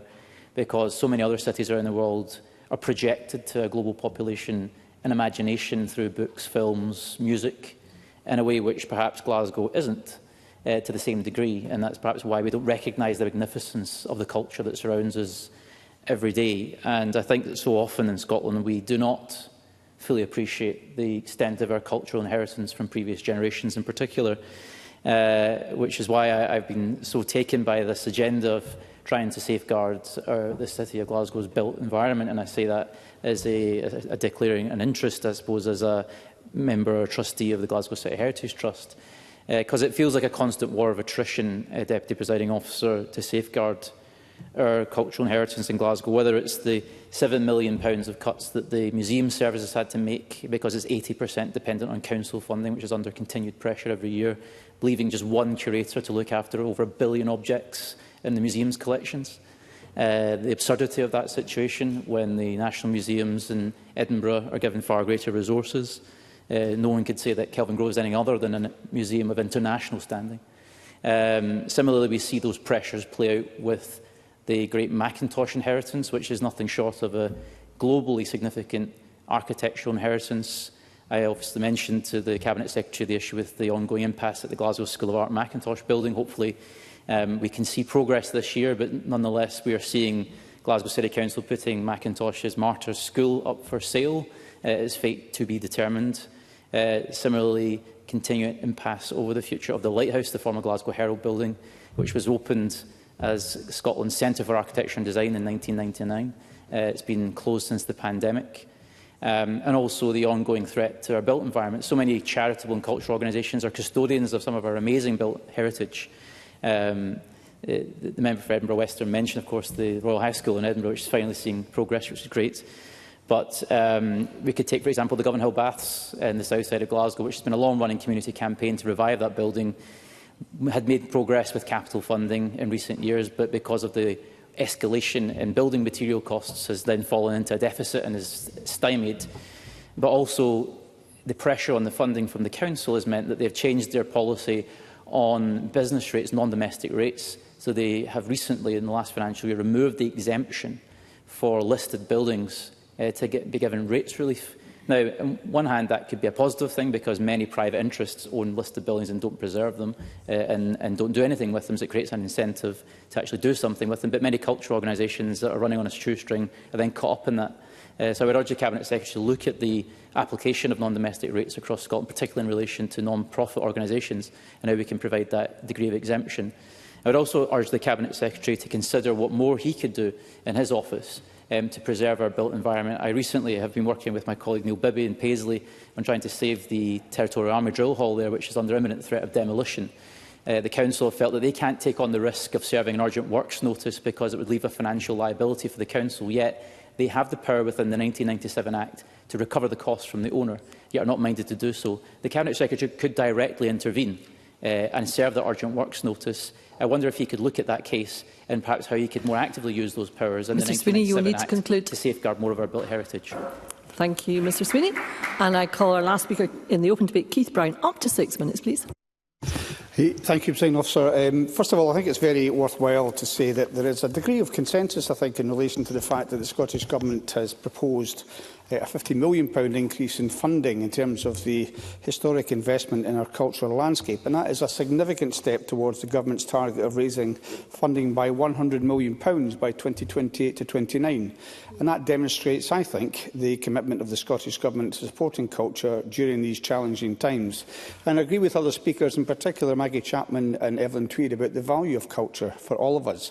I think Maggie Chapman used the phrase, it helps us, reminds us of the shared humanity of the country in which we live. I think it's a very important point. However, I think it's also true to say that a lot of references to the past have been made. And I do remember the Royal High School has been mentioned a couple of times. When I was a kid, we used to get the bus there on a Monday morning to go in the swimming pool, which actually was the future chamber of the proposed Scottish Assembly at the time. And it's sad to see the way in which that has not developed over the years. Very interesting, of course, it was reclaimed by the council in Edinburgh for, I think, £1, because it was actually under a pre-emption clause, their right to reclaim that after the war when it had been taken over by the government. Also, to hear Claire Adamson, our convener in the committee, talk about the 784 company. I suppose that's been a bit older than Claire Adamson. I remember the Cheviot, the Stag and the Black Oil, and the impact that had in Scotland, the relevance it had, and the relevance I would say that it still has to Scotland's situation. And interestingly, I've seen a revised version of that, I think last year, in the Royal Lyceum, a fantastic production there as well. But whilst we're looking in the past, I think there's a couple of points that really have to be made. So we heard from Neil Bibby and others who refused to take my intervention, the idea that this was revisionism on the part of the Cabinet Secretary to talk about the new funding that was now being available, and it ignored the past. Well, let's just take a wee look at the past. Because Equity produced a report which says between 2018 and 2023, funding for the arts and culture in England fell by 11%. In Northern Ireland by 16%, in Labour-run Wales by 30%. Funding for the culture in Wales, run by Labour, fell by 30%, whereas in Scotland it increased. And you would never have guessed that from the contributions of Neil Bibby. I think the other thing which really does undermine any credibility which Labour would have is the fact that whenever you see these days a Labour minister on TV, they will start the interview by saying about the horrendous record that they have had to inherit from the Tories. And I've got a lot of sympathy with that. They will pretend endlessly it had no effect in Scotland. It obviously undermined all that they did in Wales, including all the cuts to local government there, but it didn't have any effect in Scotland. It was entirely down to the SNP, and that gives them no credibility whatsoever. As is the case when they refuse to say, in all the demands for more money, how much more money they're talking about and where it's going to come from. Are they for once going to have the gall to propose an amendment to the budget advocating more money for culture? I am guessing no. As they've never done over the years that we've been here. So, really, if they want some more credibility in this, they really have to acknowledge the effect of 14 years of austerity. And I also agree about the other effects, whether it's the pandemic, whether it's increased employee costs, all sorts of things that have had an impact on the cultural sector, as it's had on many sectors. But Michelle Thompson is right. One of the biggest impacts, and the committee has heard this, has been Brexit. The absolute demolition of the careers of many musicians who can no longer tour Europe because of the costs and restrictions involved, many of whom now go under an Irish banner because the Irish are willing to help us do that. Let's at least acknowledge the hugely damaging impact of Brexit in the culture sector in Scotland. And if you don't acknowledge these things, the effect of 14 years of austerity, the effect of Brexit, you have no credibility in terms of talking about the cultural sector. And as a member of the Constitution, Europe and External Affairs Committee, which has recently reviewed the budget, I can confirm the committee's discussions have highlighted the ongoing recovery of cultural organisations post-pandemic. And I'm not trying to minimise the challenges which they still face. I would also say, as somebody that grew up in Edinburgh for 30-odd years, spent in Edinburgh, I'm very much a supporter of all the festivals. But we have to remember there are other parts of Scotland too, and that doesn't mean just Glasgow. There are other parts that are neither Glasgow nor Edinburgh, neither Highlands nor Lowlands. My area is Stirling and Clackmannanshire. And we have to make sure that we have a cultural presence here as well. And one of the ones that was not mentioned in relation to Stirling, which is in my constituency, of course, is the McRobert Arts Centre, an absolutely invaluable cultural asset, as is, of course, the Smith Art Gallery Museum in Evelyn Tweed's sector. And, of course, if you doubt their cultural assets, think about the oldest football in the world, which was discovered there and went to the World Cup in Hamburg a few years ago and was piped on at the very first match, even though Scotland were not represented, unfortunately, in that World Cup. So I think there's no doubt that we all have cultural assets within our communities, and I think many of them will be very pleased about the government's announced proposed increase in the budget. And they will also understand, even if some people in this chamber don't, that the previous situation in terms of funding for culture is something where the UK government's cuts, the austerity cuts, have had a profound impact over many years. And yet, despite that, the Scottish Government has maintained increases, sometimes minimal increase, I acknowledge that, in those budgets. So I think there's a lot to be very pleased about in this budget. I hope the committee will finish its work in terms of scrutinising the Scottish Government's proposals. And I hope that the other people in this chamber who say they profess to support culture and the arts will support the Scottish Government's budget, which proposes such a large increase. Thank you. Thank you, Mr Brown. We will now move to closing speeches. I call on Mark Ruskell to close on behalf of the Scottish Greens. Up to 6 minutes, please. Thank you very much, Presiding Officer. I think this afternoon's been perhaps a rare opportunity to take the temperature of the health of the culture sector in this post-Brexit, post-COVID world. And I hope that the budget that's being proposed by the Scottish Government does mark the start of the end of austerity that the culture sector has been suffering with over a number of years. So, as Greens, we welcome the uplift of £34 million that's in the draft budget this year, and also the commitment to £20 million in the next year. And I hope this marks the start of Creative Scotland offering meaningful multi-year funding to organisations who've been struggling for years, organisations who just continually have to reinvent themselves in order to try and secure core funding, when they actually need to be getting on with delivering the creative projects that they are going to be so successful in delivering if only they could get that money. And Alex Cole-Hamilton talked about the kind of shadow of uncertainty that's hung over many artists and many projects throughout those long years of austerity and throughout the post-COVID funding environment. We need to restore confidence in the sector. I think, Neil Bibby characterised it as a bit of a hokey-cokey approach to funding, where funding was committed to and then withdrawn and then brought back in again. That has been unhelpful. So I really hope that the budget that's being proposed this year will start to build that kind of confidence back again. I also welcome the Creative Scotland review to be led by Dame Sue Bruce. And I really hope that that review will be broad-ranging. I hope that it will look to get culture out of the silo that it's sometimes seen in. Because as Maggie Chapman said, culture and culture projects have the capacity, the power to heal, to uplift and to inspire. When I think about the Christie Commission and that whole agenda around preventative spend, we're decades on from that now, and we've yet to make really significant progress on areas like mental health and on education and on community development and restoration of our communities. But when we look at organisations like Systema Scotland, as Evelyn Tweed has spoken passionately about, DCA, Maggie Chapman talked about in Dundee, the Stove Network mentioned by Colin Smith, and Creative Stirling as well, which has been an incredible driver of innovation throughout the pandemic. These are all organisations that create communities. They are the driving, beating heart of our communities, and they support the most vulnerable people, and they uplift them.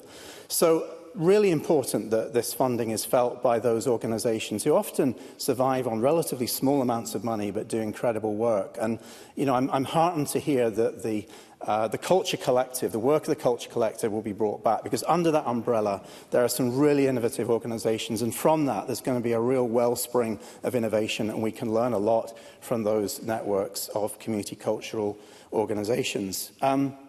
I also welcome that the Government has announced a 40% relief for hospitality venues. That's particularly welcome when we look at the plight of grassroots music venues. There is an issue there around the threshold of £51,000, because clearly there are a small number of city centre venues which will not benefit from that rates relief. But I think, set against a crisis where across the UK we've seen one grassroots music venue shut every single week last year, we need to start to find ways to support this sector. And I think, one way to do that would be through looking at application of a visitor levy. Another aspect, which I know the Cabinet Secretary has spoken about with myself and Patrick Harvey on a number of occasions, would be the introduction of a ticket levy on a national basis. If you look at Taylor Swift's, I don't think I've got time, but if you look at Taylor Swift's Eras Tour last year, just a £1 levy on each ticket of those 3 concerts would have raised £200,000 for our grassroots music venues. And of course, it's the grassroots music venues that create the big stars of the future. And I think about, we've talked a bit about Stirling. I think about actually the venue at the toll booth in Stirling.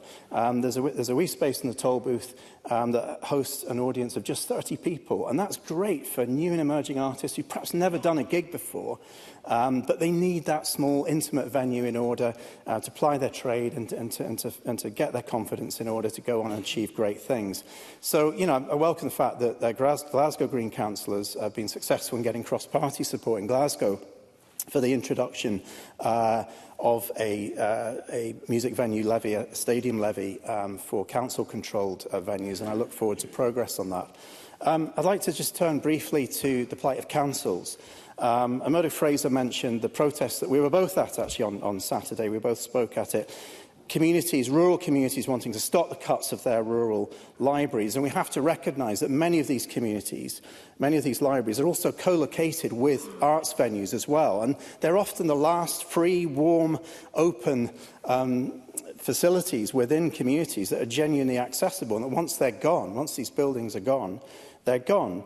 But I think the Cabinet Secretary does need to look at the reliance that councils have on arm's-length companies. That's certainly for the delivery of leisure and cultural services. That's certainly been the case in Perth and Kinross. There's been an over-reliance on council funding through Culture Perth and Kinross.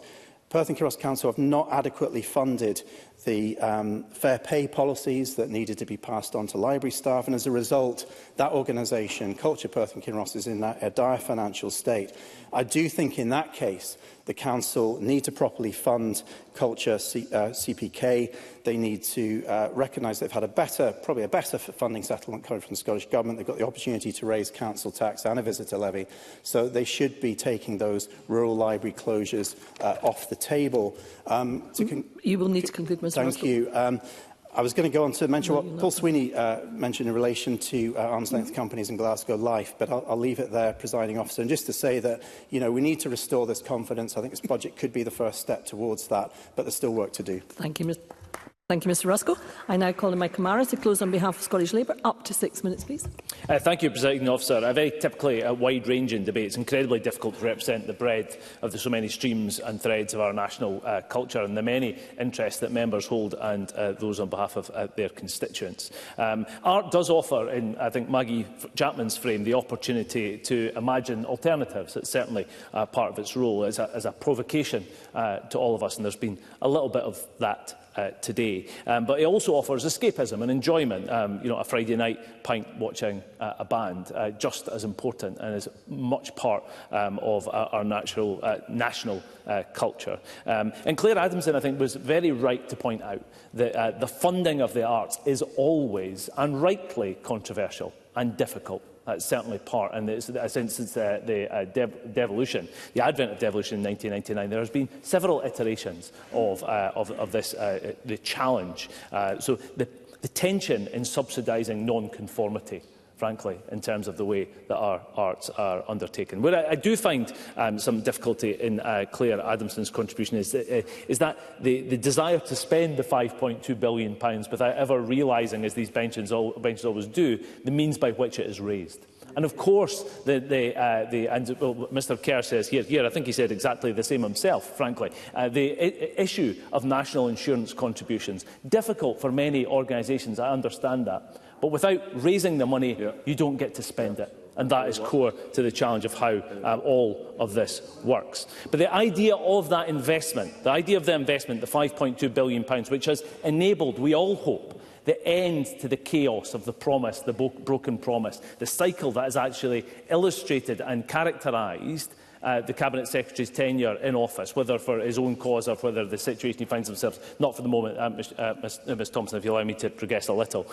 It's part of the challenge, I think, that many organisations have found to understand what on earth is happening, from the promises that are made one month and then broken the next, and finding some kind of certainty in it. We would like to see that emerge through the Creative Scotland review, but I think Mr Kerr rightly pointed out today the lack of clarity in terms of reference of that review. And it would be good, I have to say, Cabinet Secretary, to find a little bit more clarity in his closing remarks on that basis. Because this disarray does have very significant consequences, and many members have illustrated those on their local organisations, and I will do similarly. Murdo Fraser, I think, rightly referenced the issue about the relationship between central government funding and local government funding, both absolutely critical to arts organisations. And in Dundee, whether it be the DCA or the Dundee Rep, the Dundee Heritage Trust, which runs Verdant Works and Discovery Point and the fabulous RRS Discovery, are all in a very precarious situation. And it's partly about the lack of clarity that comes from the national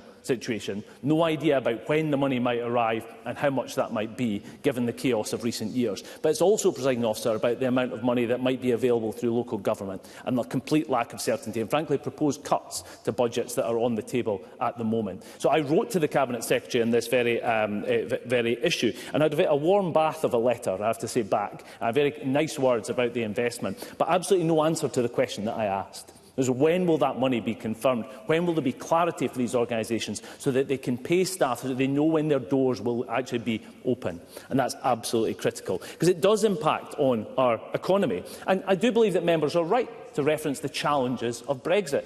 Fully recognise both Keith Brown and Michelle Thompson set out that case very well, the real challenges that present. And Neil Bibby responded to that regarding touring artists and the challenges they are to actually make a living in those kind of contexts. There is no doubt that Brexit has a very significant negative impact on our cultural sector and the viability. And you have to listen to touring bands in particular to hear that point made very clearly. Neil Bibby also touched on the fair work and the calls from the Musicians' Union to make sure that funding is incumbent on that basis. We all want to hear tills ringing, we want to see the turnstiles clicking, and we want to see the footfall rising. It's absolutely critical to our towns and our cities.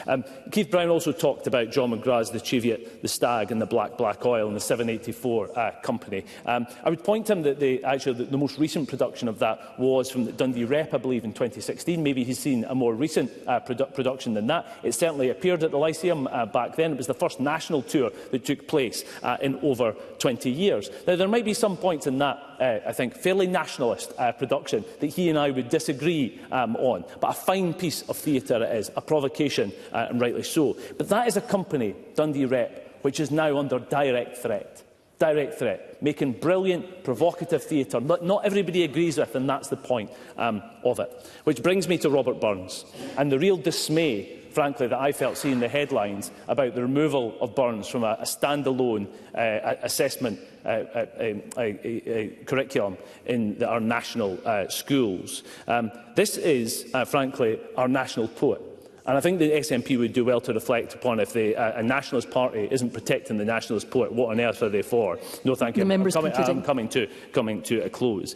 Robert Burns did more than any other single figure in our history to protect our national culture and our language, Presiding Officer. The Kilmarnock edition was carried by Scots across the world. It came out in 1891. It was a Rosetta Stone between the rural and the urban, the change in our national culture at the fin de siècle of the end of the 19th century. He cannot be lost. His work cannot be lost to the vagaries of fashion. What will the Cabinet Secretary do about it?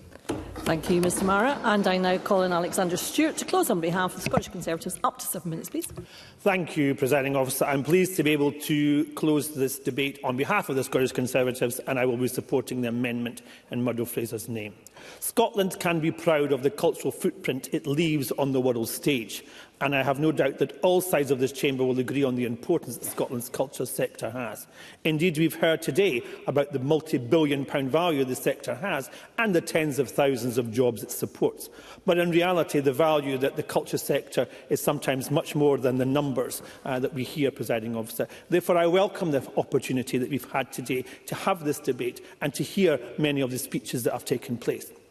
But while Scotland's sector a cultural sector is something that should be celebrated, we know that it is facing a number of ongoing challenges, Presiding Officer. And I've spoken in the past about the closure of many important historical sites across Scotland, and there are still sites in Scotland that are at risk. Scotland's buildings tell us more important stories about Scotland's culture, and it's vitally important that people get the opportunity to see them, and they shouldn't be wasted on long-term closures. So I call once again on my party, has said in the past, that we want to see many more of these institutions and buildings reopened. And to that end, I welcome Historic Environment Scotland has begun to work on its work on Dunfermline Abbey and this week with the potential safeguards that are putting in place. Presiding Officer, these challenges are facing culture sectors, indeed across the public sector. We've heard today about libraries. Now, libraries are a vital link within communities, and we've heard about the difficulties in Perth and Kinross and also in Stirling about potential closures.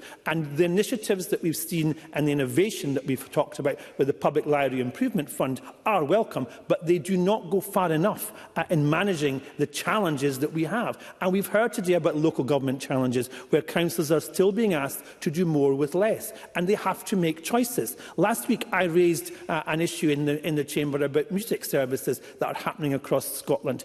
In particular, I'm a lifelong campaigner for music and the arts, and I'm here today to once again continue to do that. We've heard today about the Stirling Music Services and the £250,000 that is being proposed. And I have certainly, and I will continue to stand up for that and challenge individuals within the council to make sure that that does not happen, because we cannot see the removal of that. Fewer opportunities for young people to sit exams, less opportunities to participate in choirs, bands and youth orchestras. That's not the way forward. A petition that we've already seen has got thousands of signatures in a matter of days on Save Our Children's Music. And we've also had individuals from John Lunn, who was, as you know, is a supporter, and he is the composer of Downton Abbey. He talked about his life in Bridge of Allen and how he credited much of his success to Stirling Council's music services.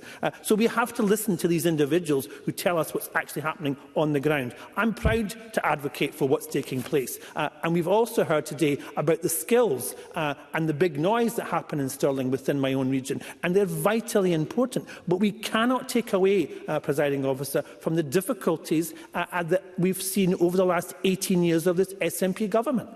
They've done and they've continued to support the sector, but not enough. Not enough's been done over the timescales, and it's far too little and it's far too late. The Cabinet Secretary, when he spoke, talked about the value of culture. And yes, there's a value of culture, and community culture is vitally important. But that creative industry requires to be supported. And there has been a difficult time, Cabinet Secretary, and you acknowledge that as well, about trust and confidence within the sector.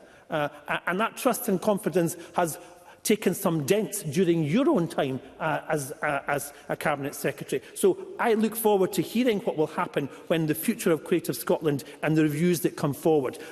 Murdo Fraser, in his opening, talked about the relationship between national and local government. That's vitally important to support the sector, to give the sector what it wants. We also all welcome the uplift, but the budget pressures that face facilities, that face pay awards, the cutting of services, libraries, art venues, spaces, all are important. And the national insurance contribution from the new Westminster Government has a massive impact on the sector. Neil Bibby spoke about the cultural sector and he welcomed that it was too little and too late for the money, and the hokey-cokey that has taken place between the budgets going back and forward. They're all vitally important in this process. Alex Cole-Hamilton talked about the vital support and the deserved and the festivals that happen within Edinburgh and the flagships that take there. But at the same time, these organisations have a shadow hanging over them, and it's right to acknowledge that, Mr Cole-Hamilton. Pam Gossel talked about the creative side of life and the volunteers and people who play the role in music, art, dance and theatre, and the impact of the Asian community within all of that, about how they are so diverse and how they will prosper and how they will support and festivals like Diwali and Eve are vitally important. Stephen Kerr once again gave a very robust speech about his cultural insight into what's taking place and talked about governance and transparency of Creative Scotland. These have to be acknowledged, that there's still a problem with that. And once again, the pay awards, the reduction in working weeks, the national insurance contribution, Save Music tuition, all of that we've heard across the piece. So as I conclude, Presiding Officer, Scotland's culture is steeped in creativity. Our art, our music are a credit to us and a credit to the nation. I hope that as we go forward, the Scottish Government can continue to ensure that the culture sector provides and is provided with the support it deserves, the support it needs. But we have to acknowledge that, as I say, much more needs to be done to secure the future. Arts, music, culture matter. Trust and confidence also matter in the sector. And as I say, at the moment, we still have a long way to go to achieve that, Presiding Officer. Thank you. Thank you, Mr Stewart. And I now call on Cabinet Secretary Angus Robertson to wind up the debate on behalf of the Scottish Government. And if you take us to decision time, Cabinet Secretary, that would be great. Thank you very much, Presiding Officer. And I'd first like to thank members from all parties for their very engaging and thoughtful contributions today. And once again, I'd like to acknowledge that we're here because we are all passionate supporters of culture, and we all value the artists, the creative producers, the cultural workers and the organisations and the volunteers who help to make Scotland the society that it is today and to generate so much for our local and our national economies as well as our cultural life. This is clear from the varied experiences of culture that we've heard about today from colleagues across the chamber. I'm going to try and reflect on as many as I can. Forgive me if I have been unable to touch on all the points that have been raised. Murdo Fraser began really well by talking about the artistic and economic benefits, but then managed to call for more culture spending, but failed to confirm that he'll vote against this in the budget vote later this year. From Neil Bibby, we heard a warm welcome for increased culture spending. In fact, he called for the Scottish Government to raise spending on culture by £20 million, only days before the Scottish Government announced that we intend to raise it by £34 million. And he failed to confirm that he's going to abstain when it comes to the vote on increasing culture spending. Failed to acknowledge that Labour is actually cutting revenue funding when it's in office elsewhere in the UK, a point that was raised correctly by Keith Brown when he talked about the total lack of credibility from both the Conservative and the Labour parties on an issue where we hear speech after speech from colleagues valuing the importance of culture, calling for the financial support, and on the one hand are going to vote actually against it or are going to abstain. In contrast, we heard from Maggie Chapman, quite rightly, underlining the importance, the transformative impact of the arts with the likes of the Big Noise project. And I think it was really good to have that put on the record. And she also underlined, and this was a point that Mark Ruskell made, about the essential nature of multi-annual year funding for cultural organisations. Michael Mara needed to write to me to find out when Creative Scotland is making announcements on multi-annual year funding. I can point to their website, Mr Mara, which will tell you the announcement will be made before the end of this month, and we should all look forward to that, because I do think that I think there is consensus across the parties that multi-annual year funding is really, really important. If he keeps it brief, I'll try and reply. Michael Mara. I appreciate the Cabinet Secretary giving way. We do not recognise that these institutions in Dundee are in significant financial distress, and they are awaiting clarity both on his budget but also on the local government budget. As Cabinet Secretary for Culture, what is his response to the situation they find themselves in? Cabinet Secretary. I'm sorry he's not caught up with the news, because I was delighted to meet with the convener of the City of Dundee Council and local parliamentarians last week to talk about the challenges that exist in Dundee. And as I have acknowledged in previous question times in this chamber, one of the big challenges in recent years has been to support and make sure that important cultural organisations are not going to the wall. And we've worked very hard to do that. I gave a commitment to colleagues in Dundee that I would be doing the same, but I invest a lot of hope in what we're about to hear in terms of the multi-year funding announcements. Foundational is how I have called it. I believe it to be so, and if there are any parts of the cultural firmament that are not covered by multi-annual year funding, it's going to be a priority to make sure that they are on a firm footing as well. But in general, I would like to underscore the fact that I think there is cross-party agreement for multi-year funding, and that announcement is going to be imminent. To Alex Cole-Hamilton, he talked about the importance of culture and funding, as have others. And to that end, hopefully he and his colleagues will follow the logic of the argument, unlike the other parties, and actually vote for increasing culture funding in the budget, as well as the motion before us today. To other colleagues, we heard from Evelyn Tweed about the culture sector in Stirling, from Pam Gosel on the importance of the Asian cultural contribution as a part of our national life, and she's absolutely right. I concur with her entirely. We heard from Faisal Chowdhury, from Michelle Thompson, who, as she regularly does, underlined the negative impact of Brexit, and we should never forget that. We heard from Stephen Kerr, from Colin Smith, from Claire Adamson, from Paul Sweeney, and on the built environment, I always listen very closely to the points that he makes, and to Michael Mara. Well, he now knows the answer to the question that he didn't have before. I would commend him to use the internet to find these things out, which are in the public realm already. And to Alexander Stewart, who has a fine voice if not the finest of arguments, as a member of the parliamentary choir. I encourage him to rebel against his party line and to vote for the increase in culture funding, which I think we all agree is necessary. Now, it is clear that we're in agreement that now more than ever we have to make sure that every pound of public funding for culture is wisely invested for maximum sectoral impact, and that support available from across the public, the private and the third sectors is also enhanced where possible, so that together we can strengthen culture, create the conditions for culture to thrive, one of the central ambitions set out in a culture strategy for Scotland. To fully harness this potential, it's clear that we need to continue to engage closely with our culture sector and collaborate with strategic decision-makers across central and local government, using all the lessons, the levers, the convening power that we can bring to the table in support of the culture sector. And that includes demonstrating this Parliament's collective support for culture in Scotland and voting in support of the Scottish Government's proposal for a significant uplift in culture funding for 2025-26 as part of the parliamentary process in due course. Through this budget, we will deliver on the culture strategy's central ambition to sustain and nurture the conditions and skills for culture to thrive for the benefit of all. And these include providing an increase of £20 million for Creative Scotland's competitive multi-year funding programme, as well as additional increases for the National Collections, for the National Performing Companies and for Screen Scotland.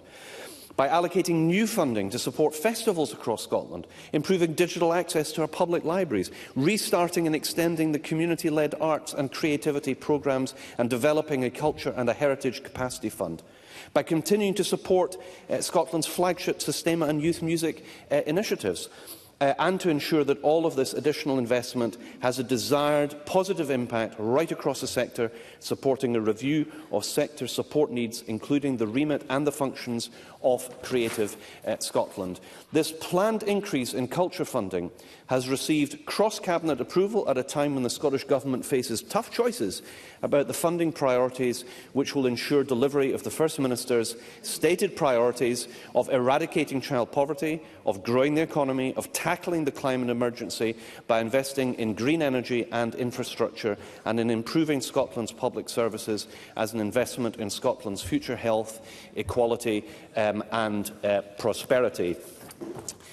Presiding Officer, I therefore would urge all members of the Scottish Parliament to support the Scottish Government's budget plans for culture in the coming weeks and make the planned increase in funding support for our vital culture sector a reality. This afternoon we've heard a lot of powerful speeches about why we should be supporting the culture sector, and given the funding pressures which we all acknowledge have existed, it would seem very odd indeed, on the one hand, to be arguing for increased culture funding and then go on to vote against that or to abstain on that. This is the time to support the Scottish Government's approach to culture funding, to increase culture spending, as well as the other measures that have been announced. And I commend the motion that stands in my name. Thank you very much.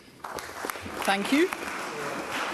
That concludes the debate on value in culture. Scotland supports the culture sector. It's now time to move on to the next item of business, which is consideration of Business Motion 16112 in the name of Jamie Hepburn on behalf of the Parliamentary Bureau on changes to the business programme.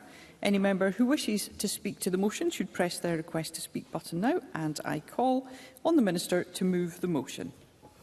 Move, Presiding Officer. Thank you, Minister. No member has asked to speak to the motion. Therefore, the question is that motion 16112 be agreed. Are we all agreed? The motion is therefore agreed. And there are 3 questions to be put as a result of today's business. And can I remind members that if the amendment in the name of Murdo Fraser is agreed to, the amendment in the name of Neil Bibby will fall. And the first question is that amendment 16092.3 in the name of Murdo Fraser, which seeks to amend motion 16092 in the name of Angus Robertson on value in culture, Scotland's support to the culture sector, be agreed. Are we all agreed? The Parliament is not agreed, therefore we'll move to a vote, and there will be a short suspension to allow members to access the digital voting system.